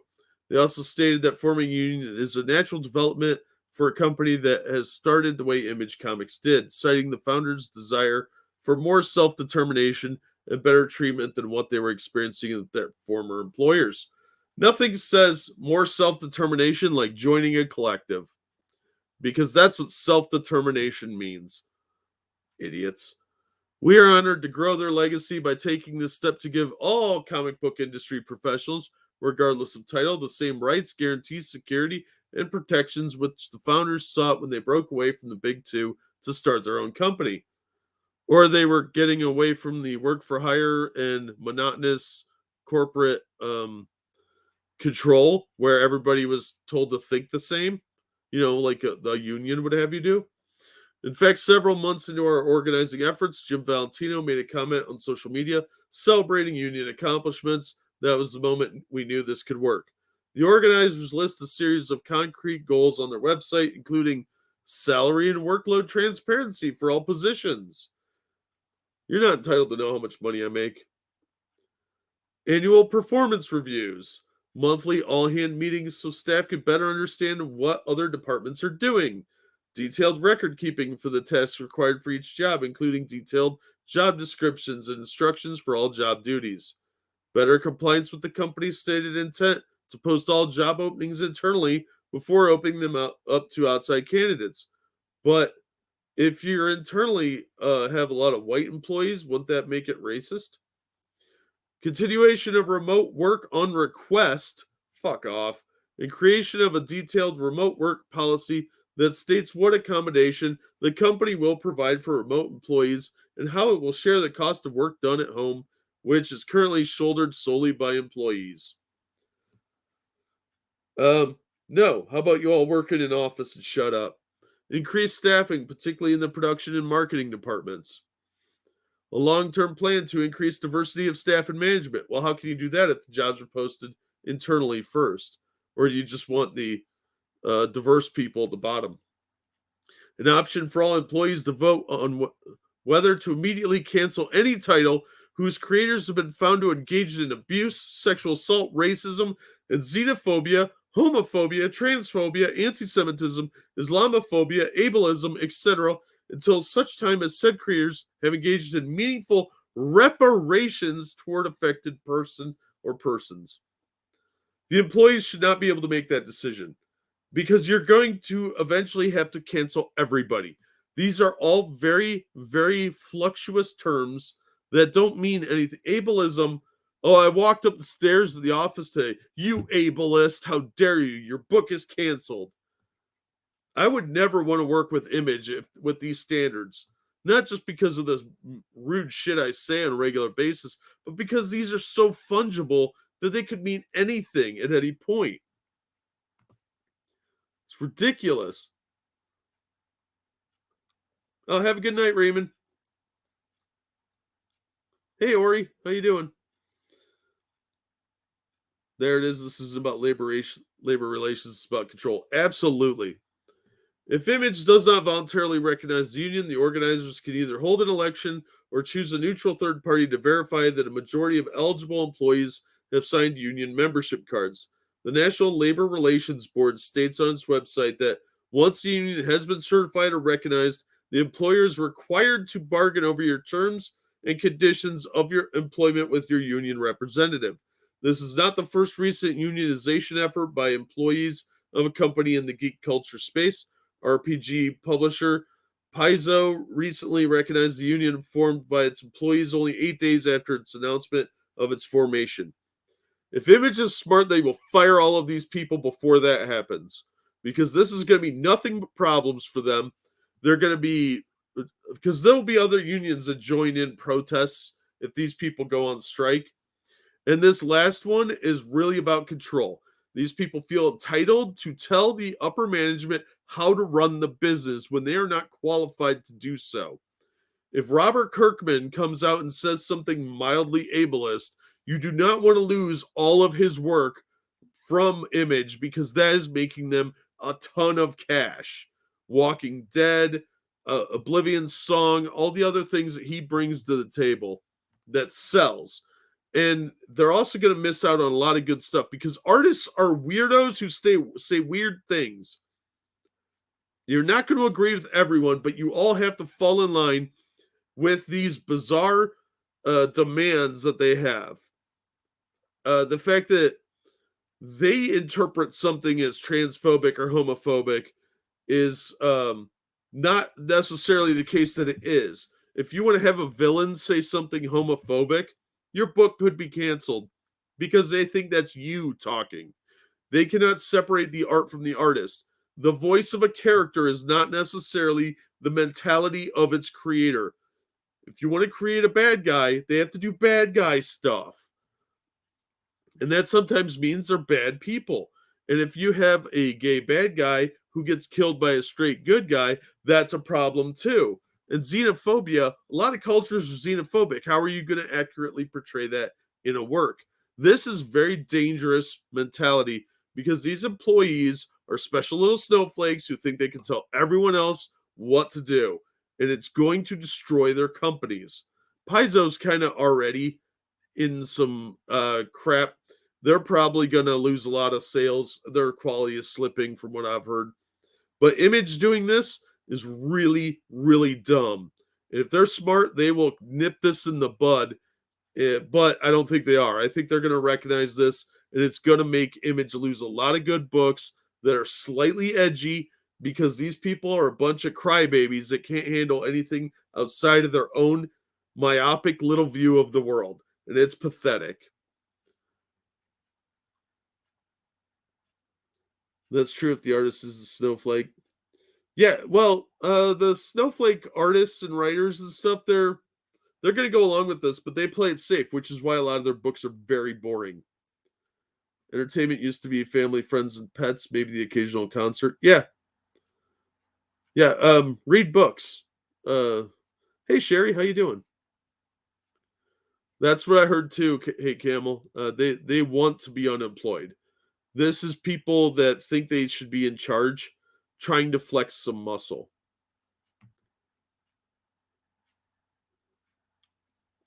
Josie and the Pussycats in outer space. I'm way behind on the chat. Sorry. But yeah, they also did a Happy Days where they were hanging out in a UFO. Adventures of the Gods. Oh, yep, saw that. They're also not creative. They literally can't come up with their own ideas. Yeah, because they're self-centered. They can't see anything from other people's perspectives. They're very limited in scope to what they understand of things. No Nut November's dumb. There was a power outage one evening, and after a couple hours, I was thinking seriously about going out because I was bored, and then it dawned on me that was life. Yeah, pretty much. People went out because sitting around was boring. It's not anymore. Yeah, now you can have everything delivered to you. It's pretty awesome. It feeds into agoraphobia very well. Yeah, it's always about control. And these people, unions have really outlived their usefulness in a lot of ways. Unless you work in like a dangerous environment like a coal miner or a boiler maker, your union probably is just taking your money and running.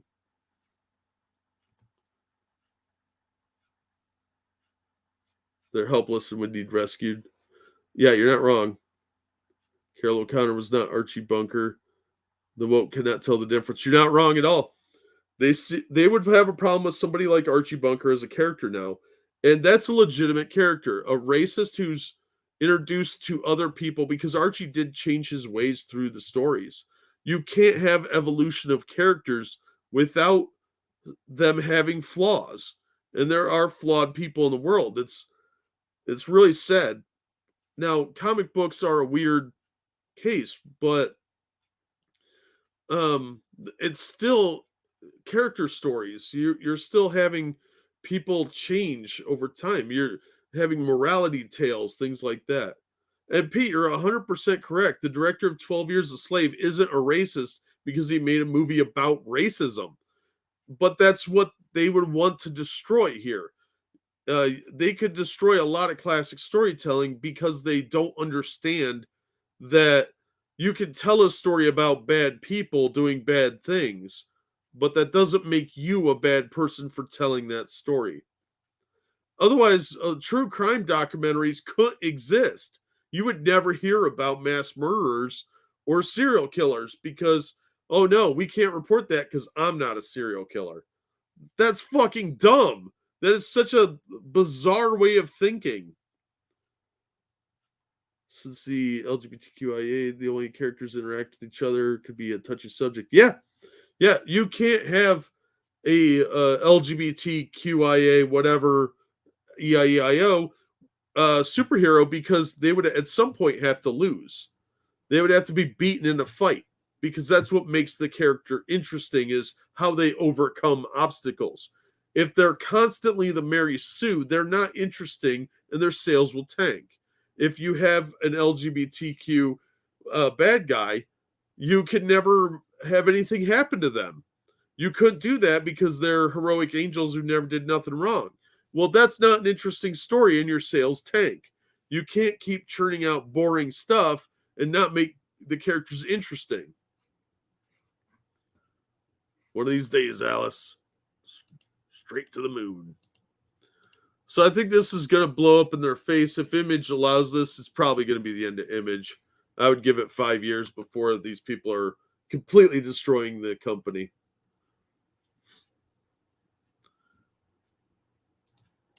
All right. Okay, we may not get to every story because it looks like we're might be running a bit long here, kids, but I'm going to try and get as many of these stories as I can.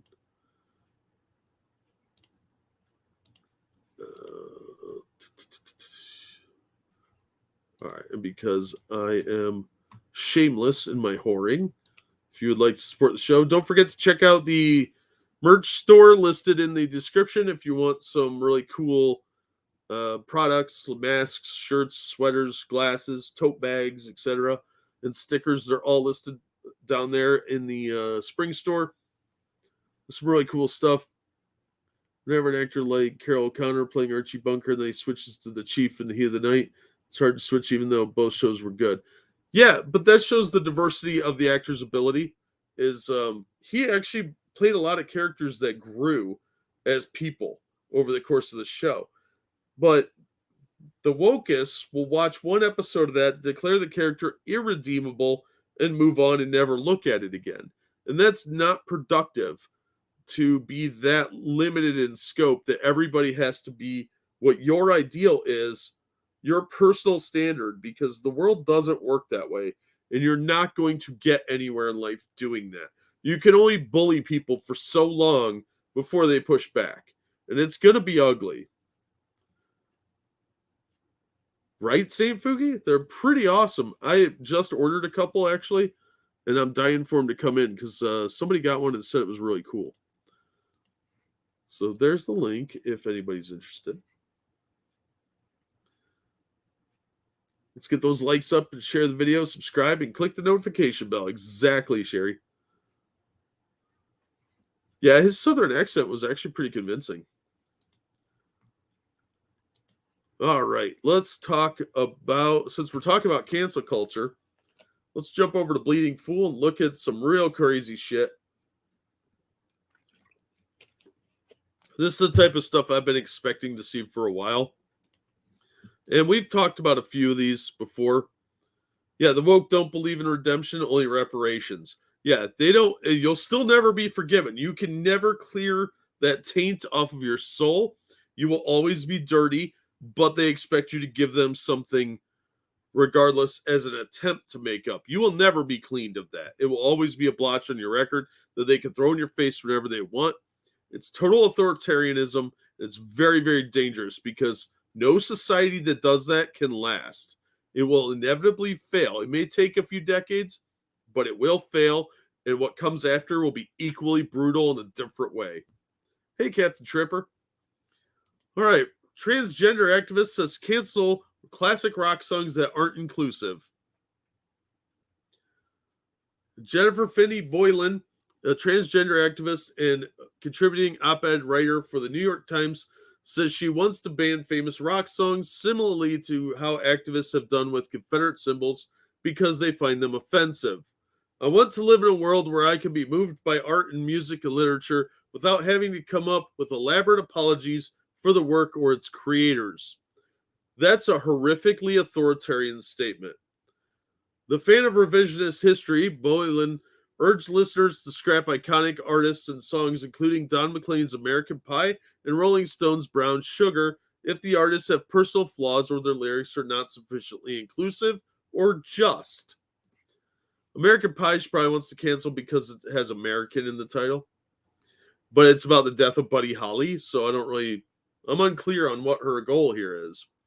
Boylan's puritanical approach to pop culture comes at the same time when transgender campaigns are pushing for comedian Dave Chappelle's Netflix comedy show to be canceled. Chappelle compared transgenderism to wearing blackface in his Netflix stand-up special, The Closer, and stated that gender is a fact. Well, that went against their ideology right there, so yeah, you're gonna have to cancel him, I guess. Brown Sugar, how come you taste so good, baby? Oh, come down, Brown Sugar. Just like a young girl should, yeah. This week, Stones fans are fighting back against the band's decision to remove Brown Sugar from the band's 13-date U.S. tour over fears the British rockers would be canceled by woke music fans who take issue with lyrics like the opening lines, Gold Coast slave ship bound for cotton fields, sold in the market down in New Orleans. Skydog slaver knows he's doing all right. Hear him whip the women just around midnight.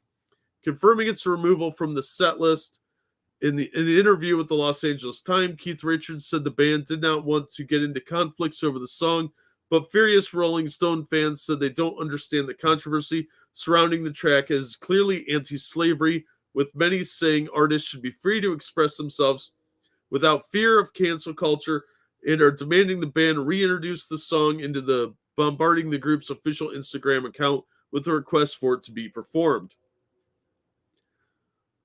The last time the Stones played that hit song, which sold more than 2.7 million copies since its release, was in August 2019 in Miami, and the performance was met with a backlash over its suitability for a 2021 audience. Now, what was it, 10 people bitching about it? Because that's usually how it goes on social media. Why anybody listens to social media anymore is beyond me. They're canceling this out of fear of a Twitter fucking mob. In his column, Boylan suggested that eliminating a work from the artist's repertoire would not be enough. If the Stones don't know why this song has to go, does simply removing it from their tour sheet go far enough? You don't need 2 question marks here. Yeah, that's stupid. You're an idiot, and you shouldn't be in charge of canceling anything because you're an authoritarian. Boylan remarked in response to Keith Richards' confusion about the Stones' recent decision to delete Brown Sugar, a song about slavery, from future performances. It's time to vote for which song the Stones will play in the U.S. Bank Stadium in Minneapolis tomorrow night. Comments don't count. You have to head to vote.rollingstone.com to take part. Blah, blah, blah. Somebody wrote Brown Sugar. Richards, who recorded this song with Jagger over a 3-day session at the famed Muscle Shoals studio in Alabama, said he was taken aback by the recent discomfort about the song, a graphic story about slavery with the song's first verse depicting a slave driver whipping a group of women. In the past, the band frequently changed its controversial lyrics since the song was first created, starting with Jagger changing the title from, I think, Black Pussy to Brown Sugar. From the looks of it, they will not be reintroducing the tour, the song on their tour. Now, this woman wants to cancel a song, and this is the type of stuff you would see in the Soviet Union, or even fascist Germany, or fascist Italy. Something that they don't like is going to be removed from society because they don't like it. That is terrifyingly authoritarian, and the fact that people are just going along with it to avoid a controversy is cowardly. These artists need to push back. This is why you should have digital media. You should have some kind of physical copy, because these things are going to start getting removed from services like Amazon, and you're only going to be able to find them on physical media or some bootleg digital version that somebody ripped. They're canceling the fucking Rolling Stones over a song that is anti-slavery because the lyrics are mean. That's pathetic and needs to be pushed back against. I don't understand this mentality other than the fact that these people wish they were Pol Pot.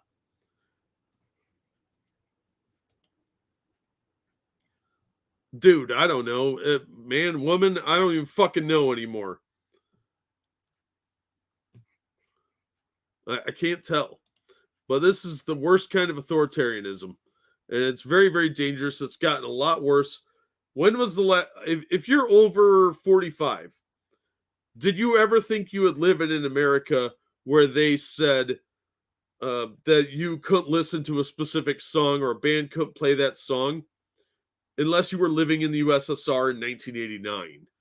Because there were certain Bon Jovi songs that couldn't be played when they went over there for their big tour or whatever. That's like taking Aunt Jemima off the SERP because racist or something. Yeah, exactly. Let's eliminate representation by removing beloved characters, innocuous characters off of a syrup bottle or the butter or Uncle Ben's rice. It's disgusting. You are doing more damage than you think you are helping. The road to hell is paved with good intentions, and these people do not understand that the long-term ramifications are going to be bad for this stuff. They are creating a scenario where the stuff they think they're fighting against is going to resurface because their intentions are creating that environment all over again. Yeah, hey Camel, I'm right there with you. Yeah, it was amazing listening to foreign exchange students from like Germany and the Soviet Union. When I was a kid, we had some kids that came over from Russia. Well, I think they were specifically from Ukraine, and they were only at my school for a few months before they got the dad got work placement.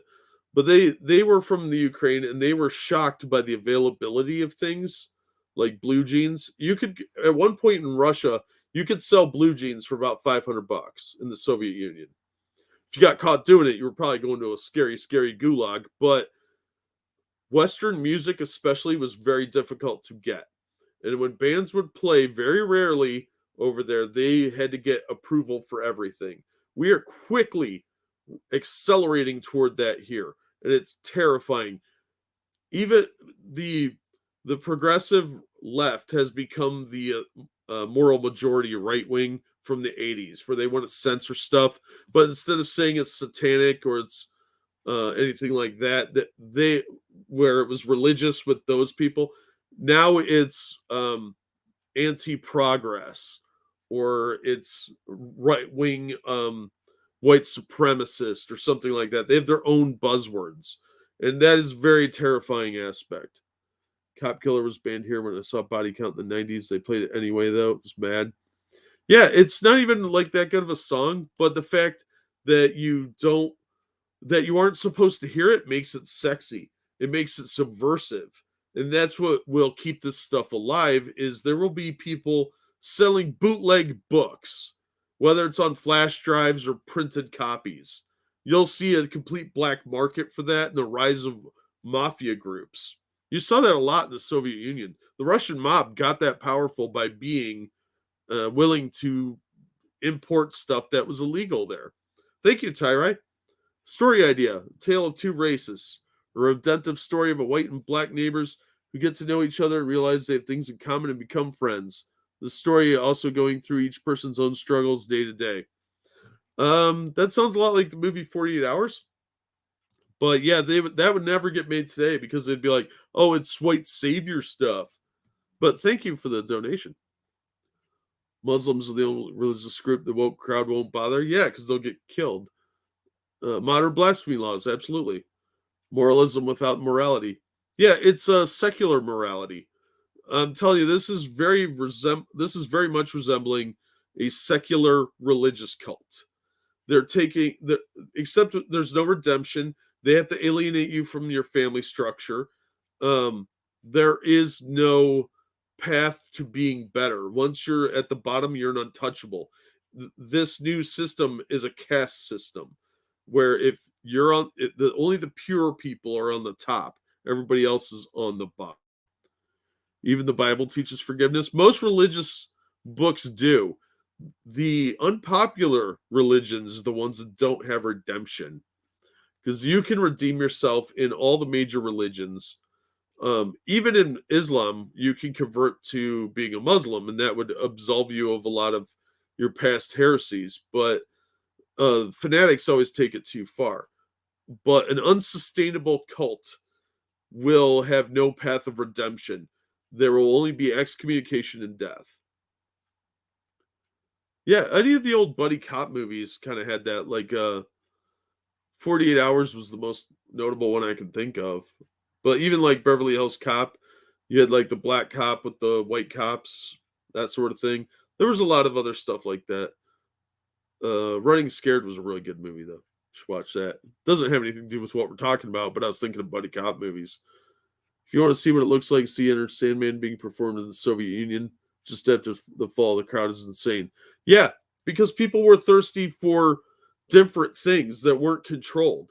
And Western music really broke down a lot of the Soviet Union because it didn't have those incredibly restrictive limitations.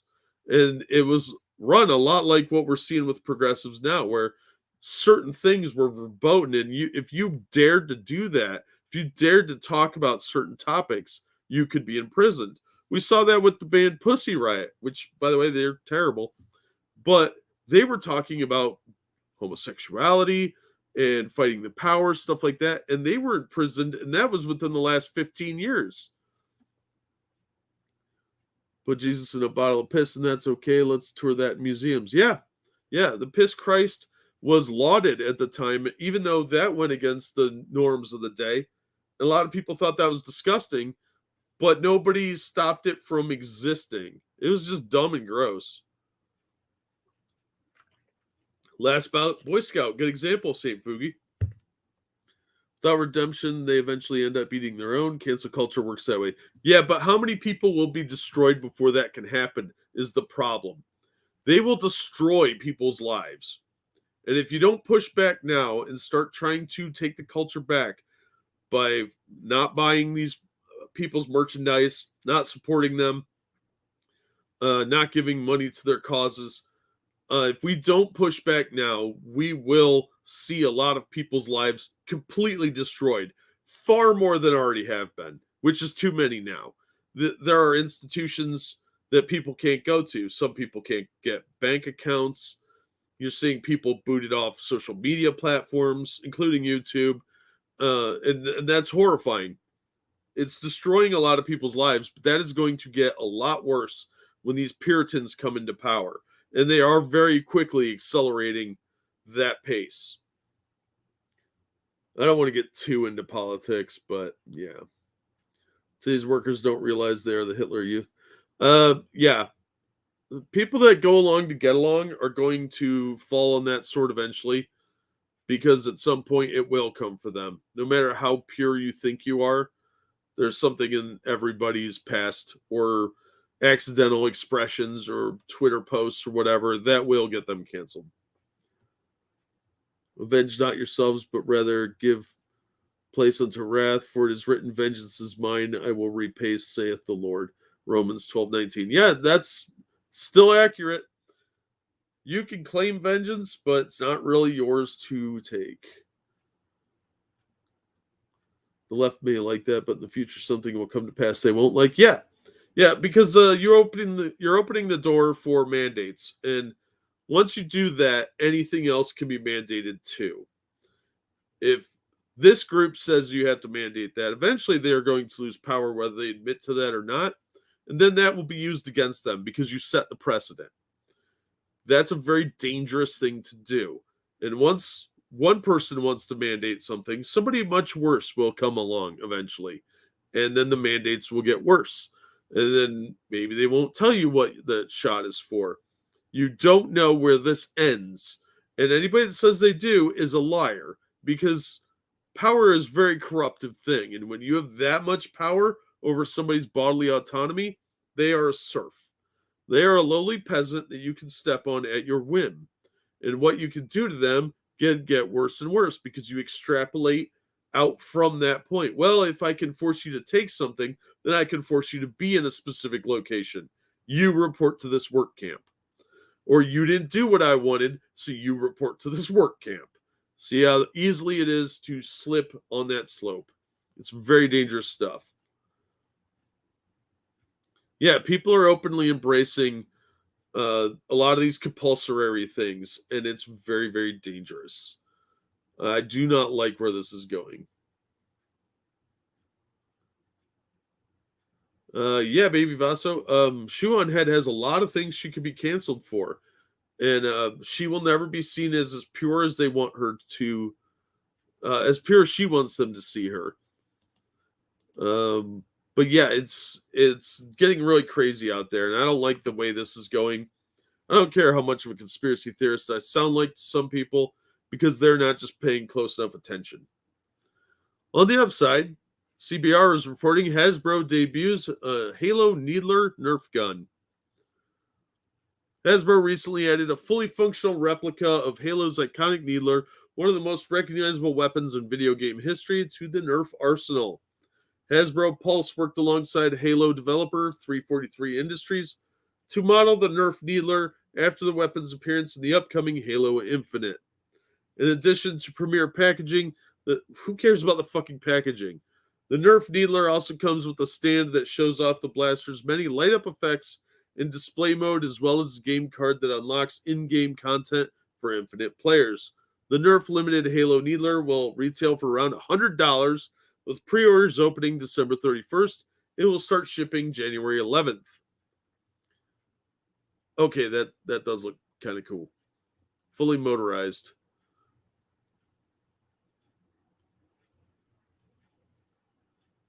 There's the packaging.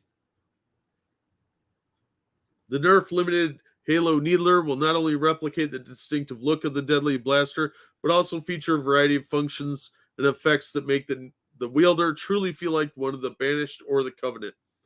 The flexible needles light up when the handle is gripped. When the needles going dark after being unleashed, unleashing up to 10 foam darts for a fully motorized rotating drum, simulating how the needlers launch from the blaster in the game. The trigger can be held down to rapid fire. The 10 included Nerf Elite pink darts, with reloading being as simple as flipping open the shield. The Needler is the latest iconic weapon to join Nerf's limited line. The limited edition replicas for both the M41A pulse rifle from Aliens, the Mandalorian's Aban Phase Pulse Blaster has already been announced. However, the Phase Pulse Blaster and Pulse Rifle are expected to ship in March and October 2022, respectively.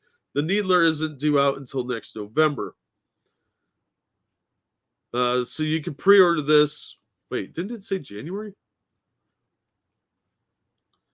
Be available for shipping starting January. So the pre-orders must be getting shipped first before it goes to mass market. Having appeared in every Halo game, I don't care about the history of it. That looks pretty cool.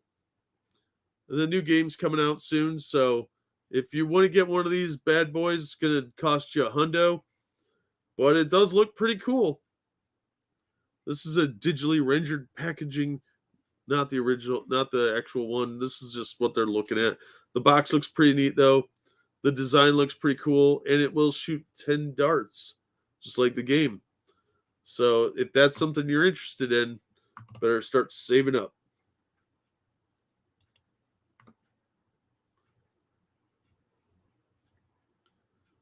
Hasbro's releasing a woke risk. That doesn't surprise me. They're trying to compensate because of the socialist Monopoly game they did. These days, conspiracy theories are just spoiler alerts. Yeah, how sad is that? Yeah, at some point, I fully expect being kicked off the platform just for saying the wrong thing. And some crybaby goes and tattles the mommy because they're a bunch of diaper wearing bitches. But then I'll just be on a different platform, but they'll have silenced one more person. That's just how it goes. Dude, that makes me want one. You should be a salesman, Jack. I used to be a salesman. I hated it. I don't like working with people. There's too many dumb people out there and too many people that are too lazy to do their own research on stuff. Can't even order it for Christmas. Nope, that'd be too easy. It'll be out in the stores before next Christmas, though.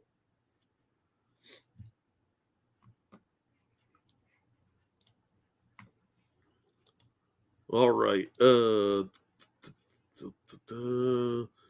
Okay. Only got a few more articles. Might have to wrap up early or late, super late. But I got at least 3 more articles I want to get to. Well, let's do this other one. It's shorter. So you guys like Garfield, the comic strip character? Because he's pretty cool, right? He hates Mondays and loves lasagna like normal people. Well, there's a new movie coming out about Garfield.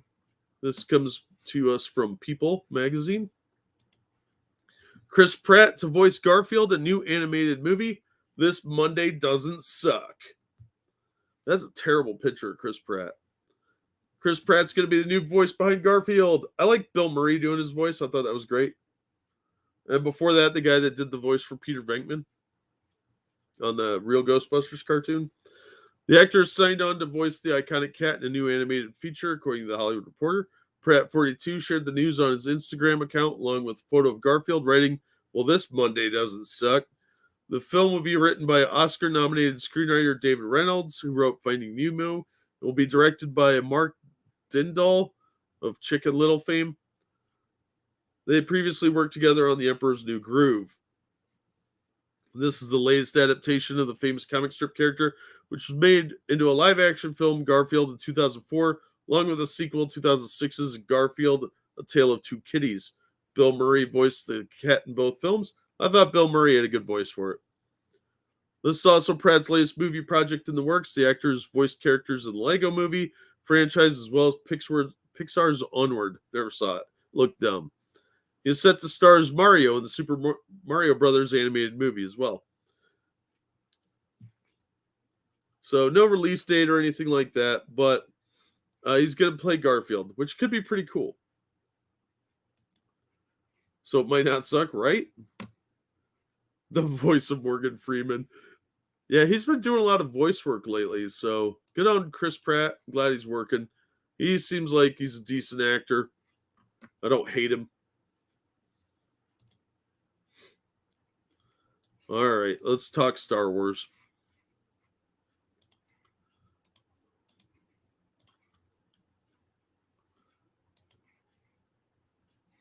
An extra stream to make up for not being able to finish. Yeah, I am going to do an extra stream. I'll do 2 streams next week.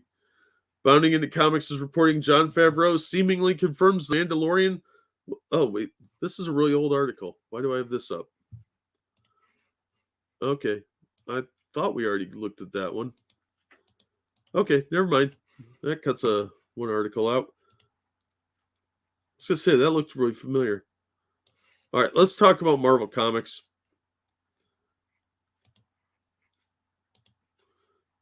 This is from Bounding into Comics. I probably clicked on an old link. Star Wars is dead. It's working on it. Marvel and High Guardian Spice writer Kate Leth refuses to apologize for Kill All Men social media posts. Blames critics for not understanding she was Tumblr pilled.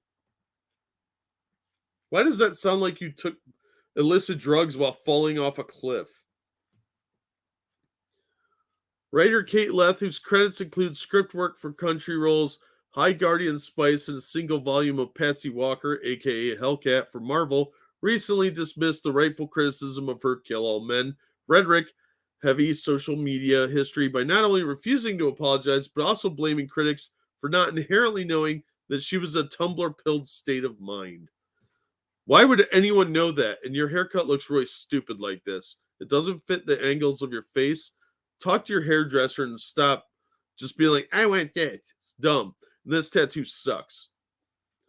As documented in a well-circulated image, Leth's Twitter history is filled with numerous misandric posts which serve no purpose other than to insult men and in some cases outright call for violence against their entire gender. For example, in 2013, Leth wrote, "Moral of the story, I hate men." Yeah, I gathered that. Likewise, on January 31st, 2015, Leth wrote, seemingly apropos of nothing, her general disdain for men. We're trying to decide on a slogan for 2015, torn between why not and nothing's weird, but my vote's still for Kill All Men. Look, I'm sorry Dad didn't go to your recital, lady, but grow up. Another such example of her anti-male rhetoric occurred in 2017 when, in response to late Senator John McCain's return to the U.S. Senate amidst his battle with brain cancer, to vote in favor of further discussions regarding the repeal of Obamacare, Leth declared, "Men are trash." Well, to be fair, McCain was barely a man. Sorry for sweeping generalization, but since it's almost entirely old white men making these decisions, I don't feel bad. Of course you don't. That gets you little back pats on the internet. While Leth's social media history has had little effect on her professional career because saying stuff like that gets you promotions now, as she has since gone on to write for such companies as Dark Horse, Spell on Wheels, never heard of it, Hasbro, Transformers Cyberverse, not good, and the aforementioned pair of Crunchyroll and Marvel. It has drawn her the ire of audiences, many of whom, both fans of her works and critics, completely disagree with her proudly declared sexism. It was less than stellar repertoire, blah.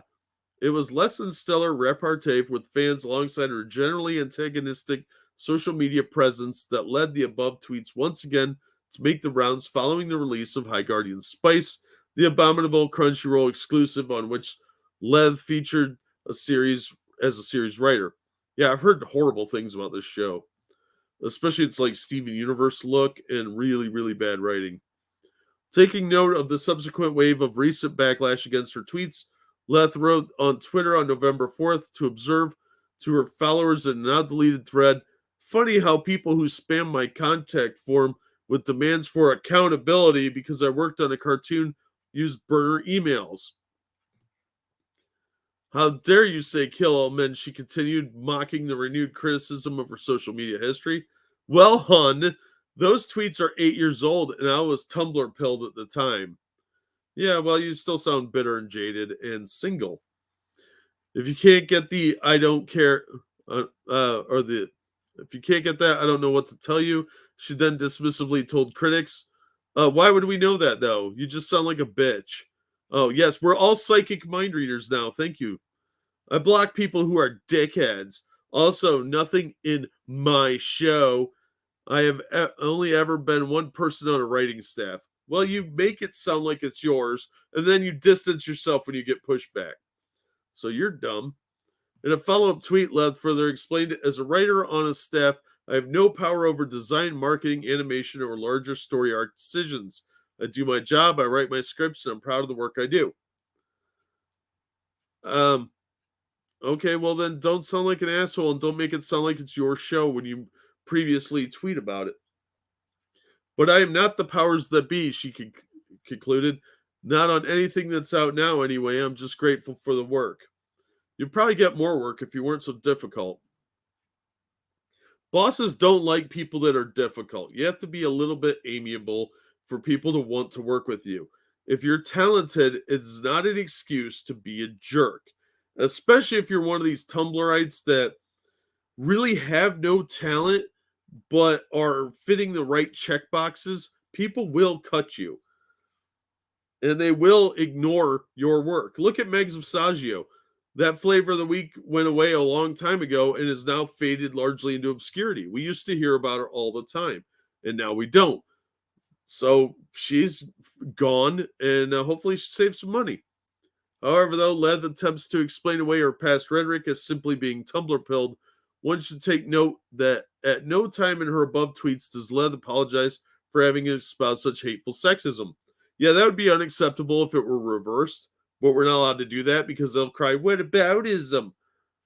But if I tweeted that crap out about women, I would never be able to just ignore that. They would come after you and come after you until you apologize, which I wouldn't apologize either. But it's funny how the standards are switched. You can be anti-man, but you can't be anti-woman. Instead, she opts to paint her critics as somewhat lacking integrity for not understanding. Magically, one should note, as Lev has never publicly spoken about these tweets until now, that this was an allegedly former state of mind. No, because she probably still thinks that way.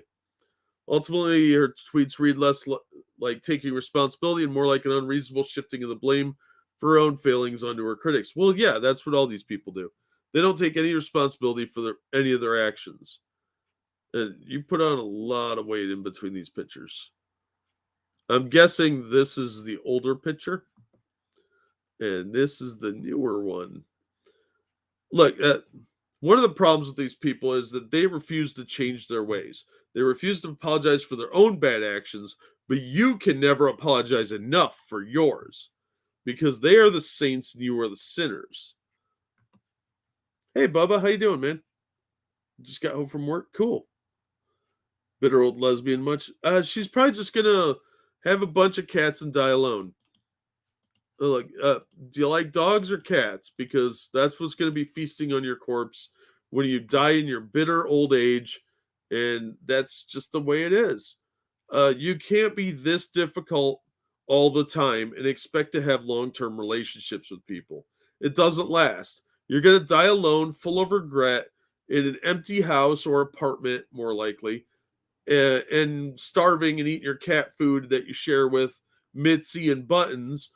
who are then going to eat your corpse when you die at the age of 70 because nobody knows that you had a heart attack, because if you have kids, they don't want to talk to you either because you're so unlikable. Ugh. Awful. These people just, it's amazing how little people seem to understand how life works. It's very sad. Those tumbler pills have a lot of calories. Yeah, no shit. I don't hate them. I feel pity for them.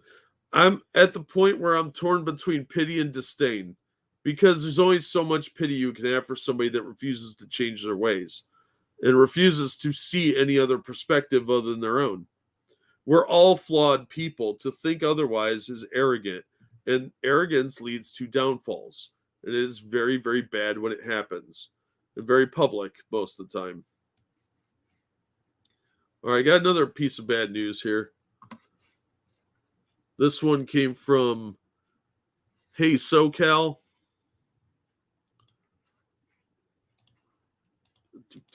Buttons are hard. Wow, like half the viewership left on that rant. Christina Applegate announced she has multiple sclerosis. Christina Applegate, best known for her role on Married with Children, announced it recently. Hi, friends. A few months ago, I was diagnosed with MS.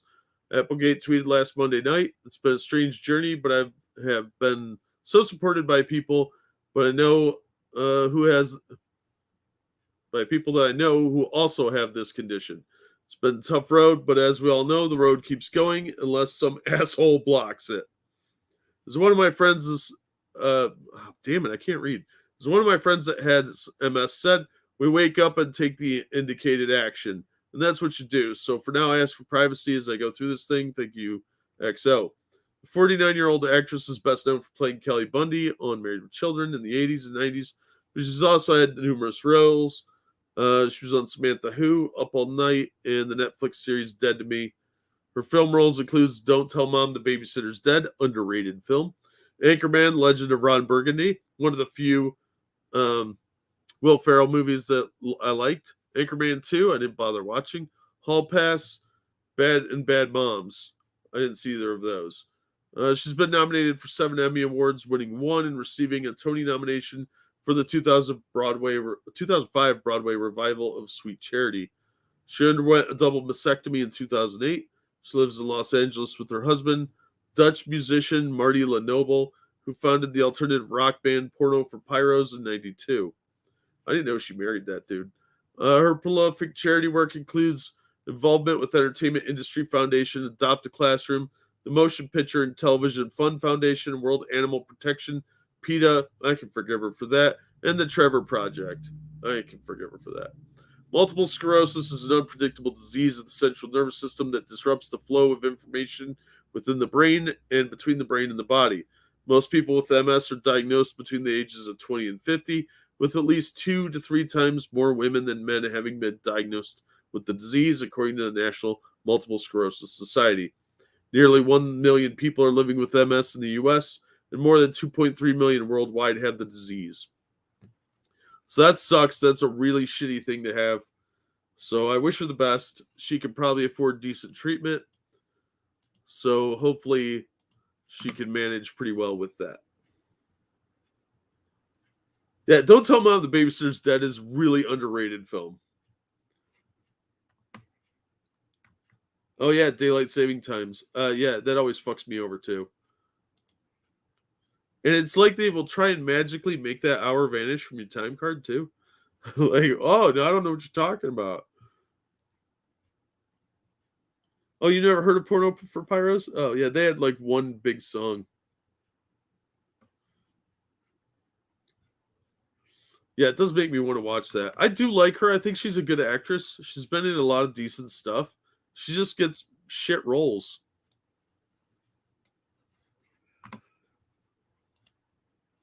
All right. Artists, Wrightists, and Artisans, the most pretentiously named comic company, adds 2 high-level Hollywood execs to team. The independent comic publisher, founded by former Marvel executives Bill Jemas and Alex Alonso, have added 2 high-level execs to its team, according to Deadline.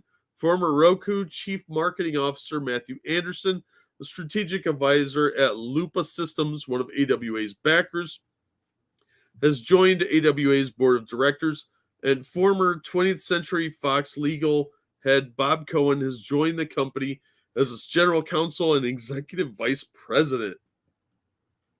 In addition to joining the board, Anderson will become an investor in AWA, which is backed by Lupa Systems, which we just heard. Sister, a content company founded by Elizabeth Murdoch and two others, and Lightspeed.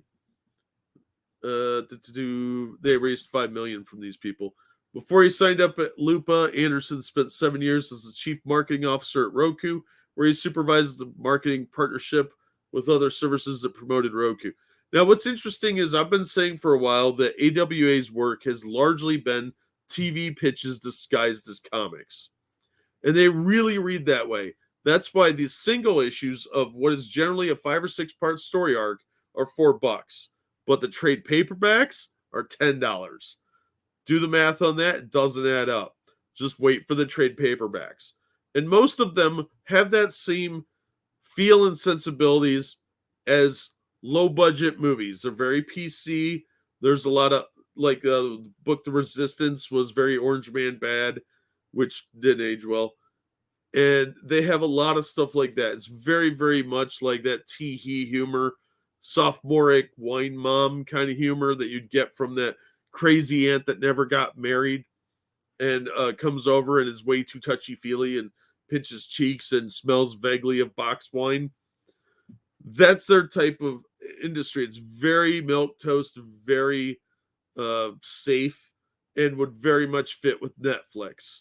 That's what most of their books are. There's a few decent things out there, but it's not worth buying the single issues for. Just buy the trades.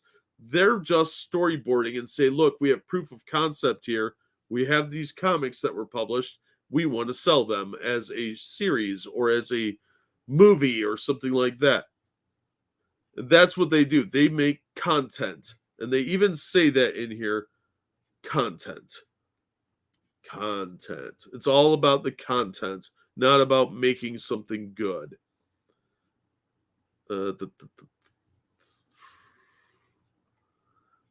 Yeah, and Axel Alonso got fired from Marvel. He was the one behind the race and gender swapping of the Avengers, so that Thor was a woman, Captain America was the Falcon. They made Captain America a Nazi.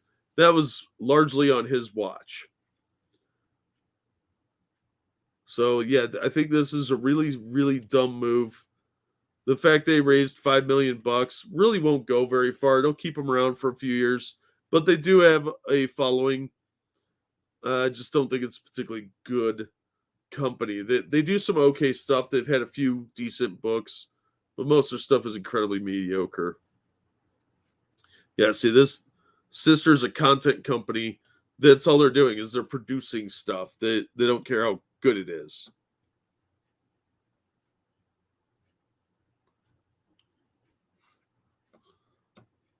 This, I thought it looked more like the West Virginia Tech symbol, but yeah, the Wonder Woman symbol.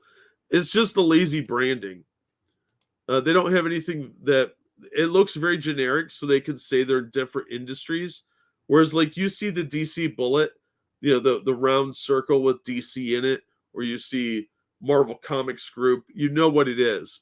AWA is just the most generic looking thing I've seen in ages. Even Techno Comics and Now Comics had much more distinct logos, which you need something to stand out from everyone else. If you saw that AWA, you wouldn't know if they were a dentist group or if they were doing your taxes. It's just so generic. And Artists, Writers, and Artisans sounds like some sort of union for painters. A pretentious one at that. All right, that leads us to the last two articles, which are interlinked. And stick around for the conclusion because it gets even dumber than you think. Chicago lawyer helping patients worldwide recover compensation from MS injuries due to vaccine. Yeah, I can't read that, Peter, but yeah, you're not wrong. That's what it sounds like. Have you been a victim of mesothelioma? This is from the Toronto Sun. Bisexual backlash. Police protection needed for Superman comic book staffers. This is from November 2nd, a few days ago. Outraged fans of the new iteration of the Superman comic are resorting to threats when it comes to the superhero's bisexuality. First of all, that's not Superman. That's Superman's fake kid, which is probably an alien posing as his son. So big X to doubt on everything you say. Bisexual backlash, there isn't one, comes in the form of threats to artists, animators, and producers. I doubt that. Basically, anyone who works on the scene behind the scenes on Superman's Son of Kal-El. I don't believe that for a second. The LAPD officers were recently assigned to patrol the homes of members of Comics creative team, reported TMZ. The staffers have been receiving threats ever since it was announced that Clark and Lois's son, John Kent, is bisexual and said to become romantically involved with a journalist named Jay Nakamura. He's a hacktivist, not a journalist. Big difference. Law enforcement sources told the gossip site that irate comic book readers have flooded the studio with calls and emails to voice their disapproval of the character's sexuality. Again, comic book readers are pretty lazy. They want to just read and escape from the real world. Very unlikely any of this happened. DC Comics reached out to police, requested cops patrol the area of the studio as well as the artists' homes just to be on the safe side. TMZ reported that nothing legitimate came from the threats, and since patrolling began, the situation has since settled down. This all sounds like bullshit, doesn't it? You know why? Because even if they did get phone calls, they could have been from anywhere in the country.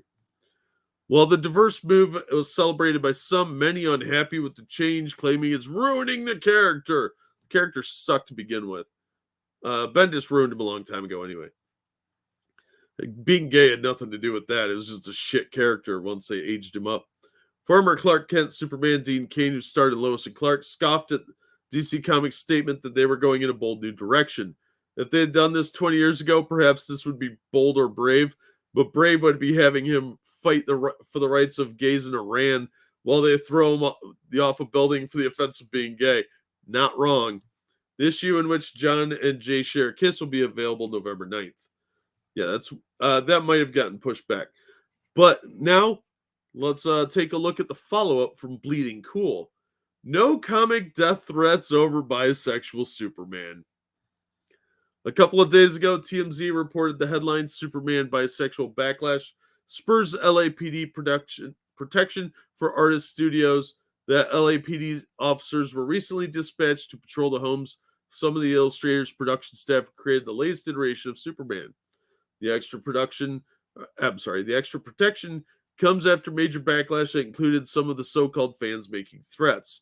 We're told pissed off comic book readers inundated the studios to voice their displeasure while the character's newly announced sexuality. Our sources say the studio called the LAPD requesting the patrols keep an eye out both at private residence of some artists and the studio itself, while noting nothing legitimate came from the threat. Our sources say cops still patrolled out of an abundance of caution and that the situation has since settled down. Bleeding Cool checked with our sources and found that, if true, none of the DC Comics people involved with the production of the comic seemed aware of it. Indeed, the writer of the comic book in question lives in Australia, and the artist in Costa Rica, which may be outside the LAPD's jurisdiction. It was a dead story. But not for The Independent, the UK news site, who took TMZ's story and made it more sensational and even less rooted in truth, with a headline that read, DC Comics illustrators call police after receiving death threats over Superman's bisexuality, and the extra protection comes after backlash that included some so-called fans making threats, an LAPD source said. Writer Peony Hirwani also cites TMZ rather than any other report. It's not clear where the line about death threats came from, and Hirwani did not respond to inquiries made yesterday.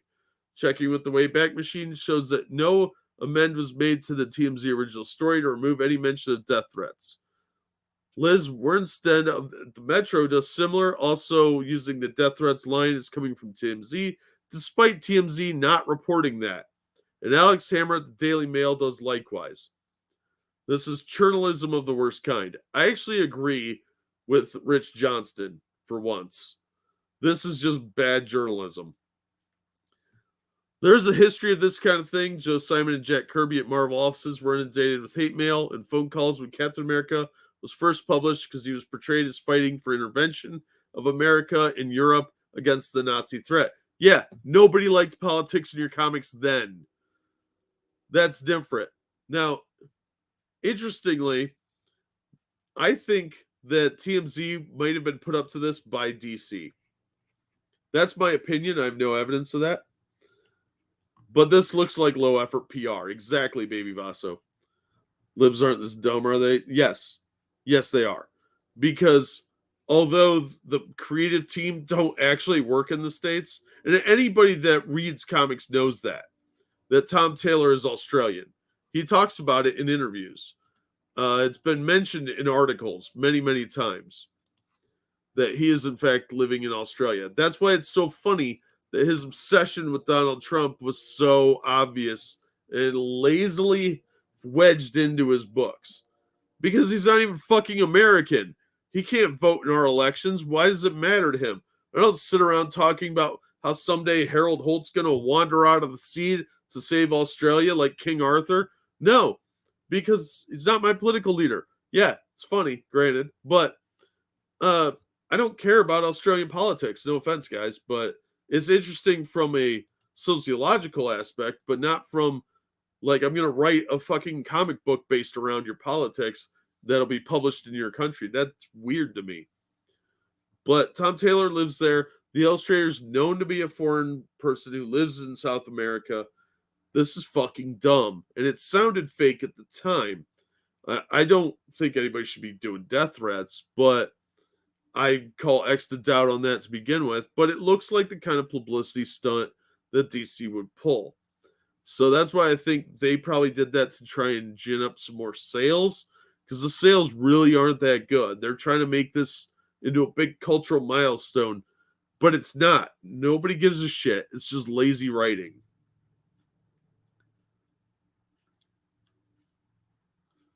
Okay, has Superman shown any interest in women in the comic? They really haven't given him the opportunity, because until like 2 years ago, he was like a 12-year-old. And then they aged him up because Brian Michael Bendis doesn't want to write children characters. So they aged him up to be a teenager by sending him off into space for about a year.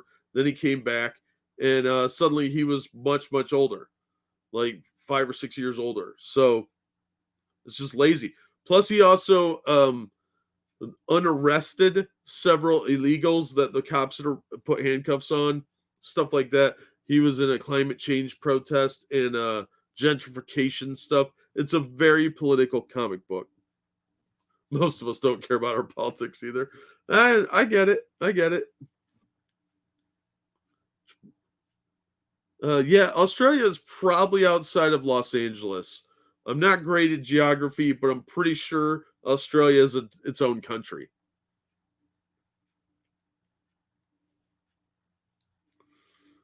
Or someone would write a pro-Trump comic featuring a new character, that'd be hilarious.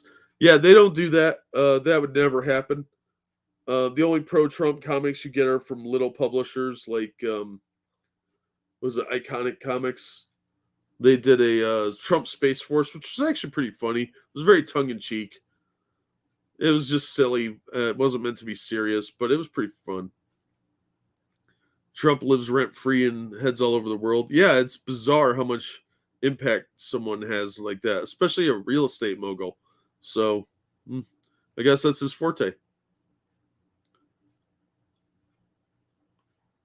Border police need to start carrying kryptonite bullets. You'd think so, but no. He's a Gary Sue that can do no wrong. But I thought that was funny that it was this made international media.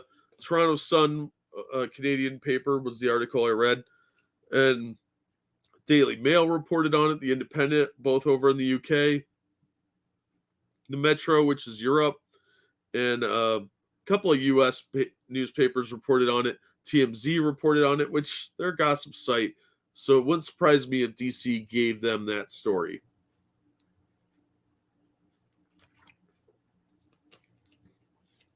So I think this is just lazy sales attempt to try and trick people into supporting this. Like, oh, they're going to do that, huh? Well, we better go buy extra copies of this. No, most of the sales seem to be driven by speculators anyway. So speculators are known to jump on these event things and buy up a bunch of them. It's been that way since the mid 90s. It's going to continue to be that way because you can trick a sucker into paying money for anything. And the book just isn't good. Nothing burgers are now news. Sadly, yeah. But that was the last article I had for the night. I'll give you a minute if you have any questions or anything for me. But I did want to say that I have some interesting plans for next year for the main channel to do some older comic reviews. And I'm going to do a bunch of Superman reviews at the beginning of the year. I'm trying to do about, on average, one a day. So we'll see how that plays out, but that's the current plan. I am going to get a Patreon video up, hopefully tonight. I've been really busy helping Mom with her physical therapy stuff, so I didn't get to do it earlier. But I just got to run it through the processor so that it's complete, and then it should be up in the next 24, 48 hours. So I apologize to my patrons for that, but I should get that one up.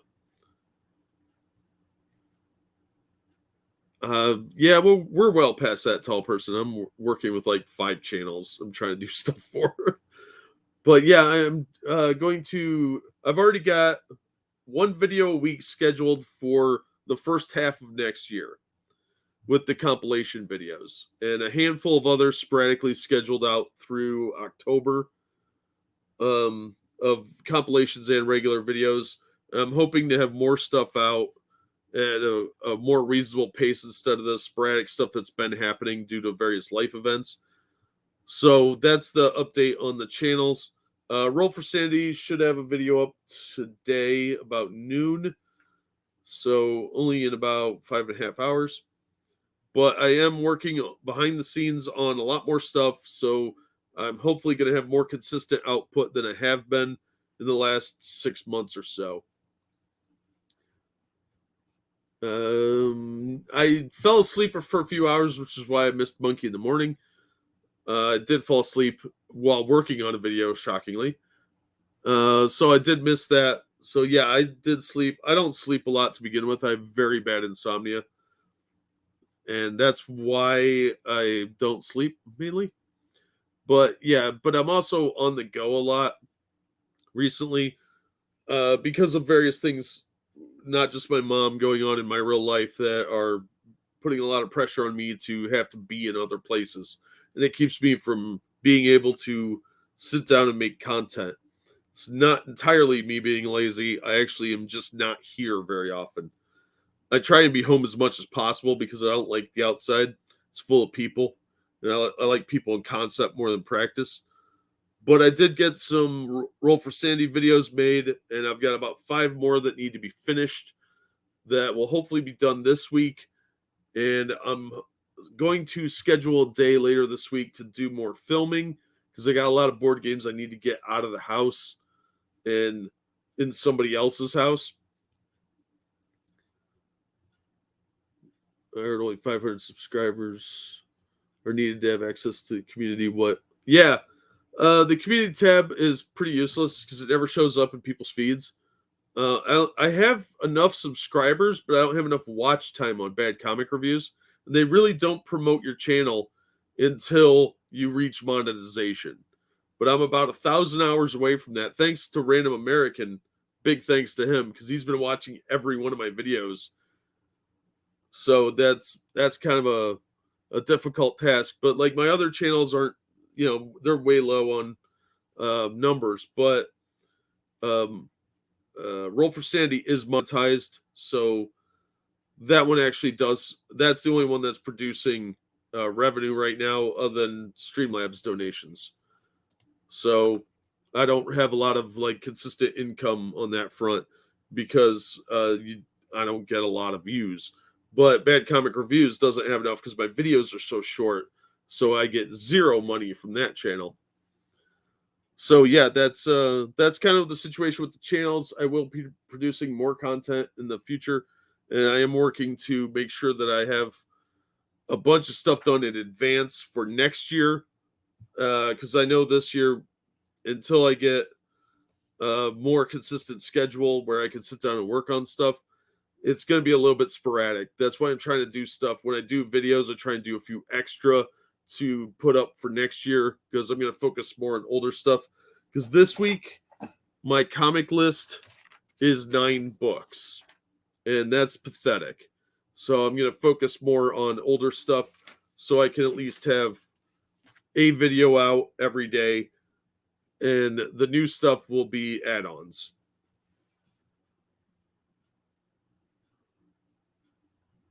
I've just been putting your videos on in the background. Awesome. Appreciate that, Evolved.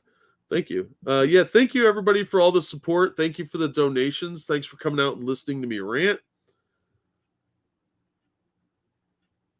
Oh, dude, I have so many fucking playlists on that channel. Bad Comic Reviews has like 70 playlists. You're only sub to 2 channels. They should all be in the description. Let me check. They're not. Okay. Let me drop the links. Give me 1 second here. Yeah, there's the main channel link.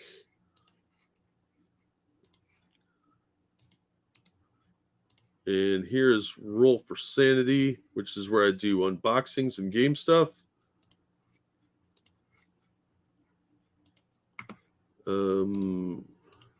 Here's one of the channels I will be doing more on next year. About 1 every 2 weeks is the plan.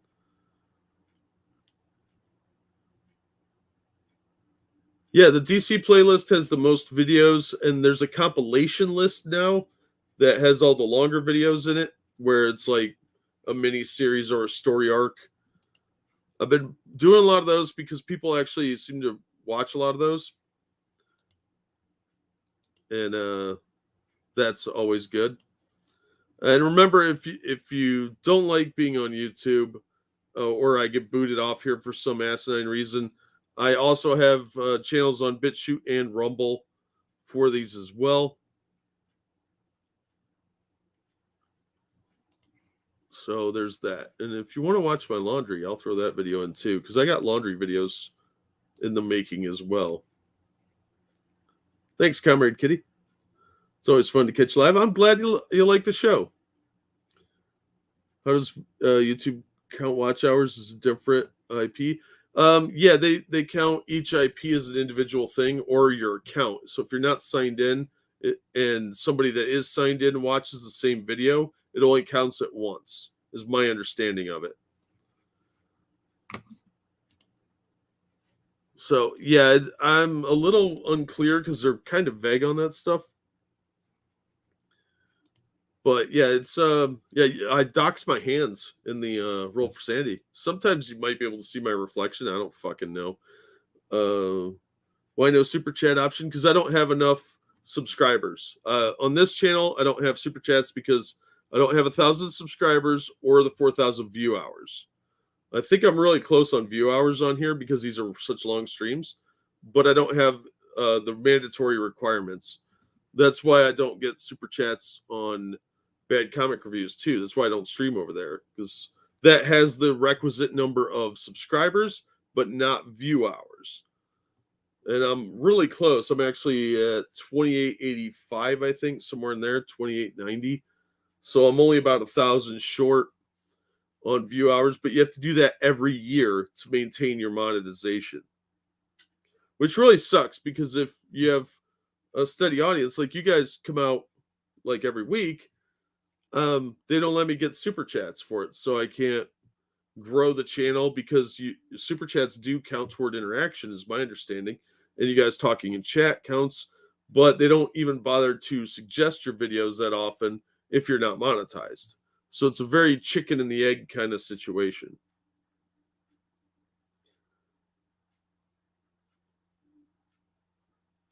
I would do that, Baby Vaso, but I try and keep the more political stuff off of that channel, because it's more likely to get monetized. Like, this channel will never be monetized because of the things I say. But my reviews on the comics are a little bit more toned down and a little less angry. This channel and Mr. Awesome will probably never be monetized because of the political elements, but the unboxing channel, there's no politics on there. I just talk about the pieces that are supposed to be in the game and the quality of it, that sort of thing. I do very general reviews. But the comic book reviews are slightly more like, well, this has this wokeness stuff, but I don't get into the nuance of it. Just give a direct opinion. So hopefully that one will get monetized. This channel never will, though. No, 4,000 hours a year. Nobody. And every year you have to maintain that if you want to keep your monetization. It's the whole you need 5 years experience to get the job. How do I get experience? Well, you need to have this job. Yeah, exactly. Yeah, there's a lot of hoops you have to jump through, but it's just one of those things. Yeah, too many wrong opinions. And if they have a very arbitrary sense of what they want sometimes, because even things that were acceptable 5 years ago are not acceptable now. So that's why I have the Streamlabs and the Patreon. I wasn't going to do that stuff originally, but it was the only way I was going to make any money doing this. Unfortunately. And super chats are nice, but we all know what they did to people like Sinatra Says, where they not only took away his monetization, they kept all the money. So that's concerning as well. That's another reason that we don't push super chats very often. I know content creators who just beefed with the others and got monetized. Yeah, I don't like that. I don't give a crap about other people. If they don't like me, they don't like me. I don't really give a shit. I don't think that's a viable or long-term way of building an audience or making interesting content. Drama gets old real fast, especially if you're just whining about the same other people all the time. Yeah, I miss the good old days too. Yeah, Sin's never getting that money. We both know that. Cussing, talking crap about each other, nasty stuff, plus they have membership. Yep. But I don't want to do that. And that's why I don't have those things. Because that does get an audience, but how long can you do that for before you get really bored with it? And I just don't need it. Plus, I don't cuss on the other two channels very often, if at all. Like Roll for Sandy, I don't think I swear at all. But bad comic reviews, I think there's one or two words that got in there, like damn or shit or something. But it's very, very rare. So I keep those a lot more general audience friendly, which is why I do these, because I want to swear. You shouldn't have trouble getting monetized. Yeah, that's true, but the wrong political leanings. Yeah, that's why I have the other channel, Peter, because the comics are a very niche thing. But I like comics. That's one of my favorite hobbies. So I have a bit of a passion for those. So that's why I do bad comic reviews. The board games and stuff do get a much better audience. That's why Roll for Sanity exists. I actually was doing that channel before bad comic reviews. So that one actually has a much better general audience appeal. So I try to keep all the negative stuff off of there and just talk about the actual product. But that one gets a lot of people. You get card game people, you get people that like trading cards, you get board games, role-playing games, stuff like that. So it's got much broader appeal to it. Yeah, I do get a little pissy about it, don't I, nobody? Oh, thank you, Sherry. Yeah, I have a lot of fun on that channel. I'm going to try and do more streams on there just because I need to complain a lot. And I like mocking stupid stuff. And those ask me, am I the asshole things? Those are funny.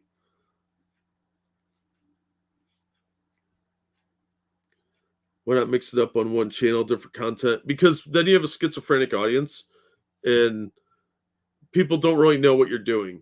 I found it's better to have a theme for the channel. Those channels seem to do better, like the true crime channels. If they start suddenly talking about baking, you're like, what the hell are they doing? It gets kind of convoluted and confusing, and people don't know what they're getting into. and then they don't stay around. So I thought about that, but every time I've seen people do that, they end up having a really rotating audience of people that just like their viewers will drop drastically and then kind of creep around a little bit and then drop again. It's a very roller coaster. So I thought about that, but I just didn't think it would work out. And it seemed like people that had a focus for their channel did better. Like if you want to do like potpourri things, you have to kind of have a specific type of audience, and it's very difficult to build that. And they don't know how to market that either. Like, are you entertainment? Are you news? What are you doing with the channel? That it ends up being more about whether or not people like you. Like Philly D does news stuff, but he also is a personality streamer. So he does a news show about different topics, but he's more of a commentator, and that kind of fits with the general theme. But like a pickup artist talking about news stuff, what crowd are you aiming at? Are you aiming at people trying to pick up women, or are you talking about news stuff? So I think it's a very difficult road to travel. Watch reviews are huge on here. Yeah, I don't really get that, quite honestly. I try to be, Sherry, I really do. What happened to Devil's Advocate for me shifted to cop hating videos? Yeah. It gets confusing as to what you're doing if you don't have a theme, and if you're all over the place, you have to kind of pick something and stick with it. And if it's not working, make another channel and do stuff over there too, and then slowly migrate the people that want to move over to that, to what you're passionate about. But I think that just the random variety show elements are very difficult to pull off. I try to stay away from the Kickstarters as much as possible, because a lot of those guys are very bitter and will dox you.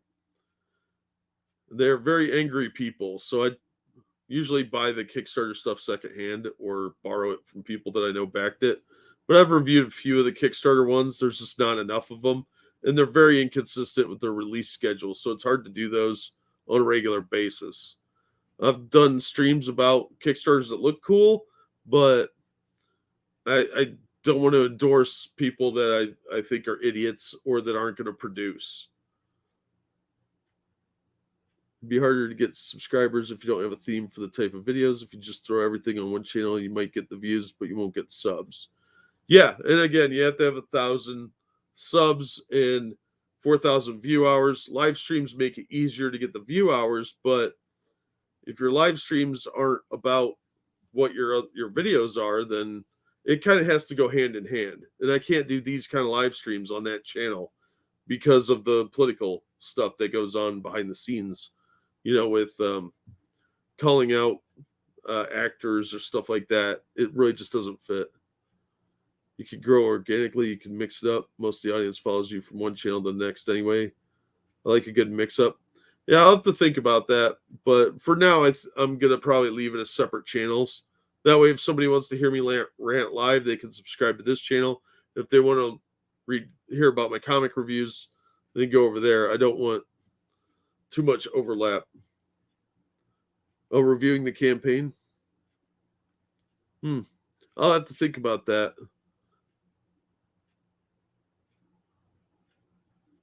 So it isn't like there's some that are months or even a year late. Yeah, right? Like Cyberfrog 2, what's that? Still working on a Kickstarter from 2015. Yeah, I've got a couple that I'm waiting on that are several years old. That's why I stopped backing them. They were just so inconsistent. Like, if you're not going to do the project on time, don't fucking do the project. You got, a month or two I'm willing to give you, but after that, you really have no excuse anymore. Stuff should have been done. You should have stuff planned out. And there's too many people that are getting into this thinking they're going to get rich quick, and then they don't, and then they kind of lose interest in their own project. Like, you obviously aren't passionate about it if you're not going to put it out. It's lazy. Yeah, Baby Vaso, that's a lot harder than you think, though, because you never know what people are going to do, and there are an amazing amount of inconsistencies with Kickstarter and Indiegogo. People are really, really bad about getting their stuff done. And the people that have done that in the past have been absolutely run off the platforms. People like Edwin Boyette said something somebody didn't agree with, and they just harassed him till he left and said, screw it, I don't need this. Because some of these creators cannot take criticism. Have a good night, Sherry. Your thoughts concerning the lending of your voice toward audiobooks? I don't have a good voice for that. And I don't think that I might do some audio stuff, but I don't think I'd be good at that. I don't think my voice is that good. Somebody like Monkey would be way better at that. And I rate Bear, Alex. I rate Alex. He'd be really good at that. All right, we're going to wrap it up there. Thank you so much, everybody, for coming out and supporting me. That's really, really appreciated. Thank you so much for the donations. I hope you enjoyed the show, and I hope you enjoy your day. Do something exciting so I can pretend I did it. But in the meantime, hopefully we will see you on the next one. Good night, everybody.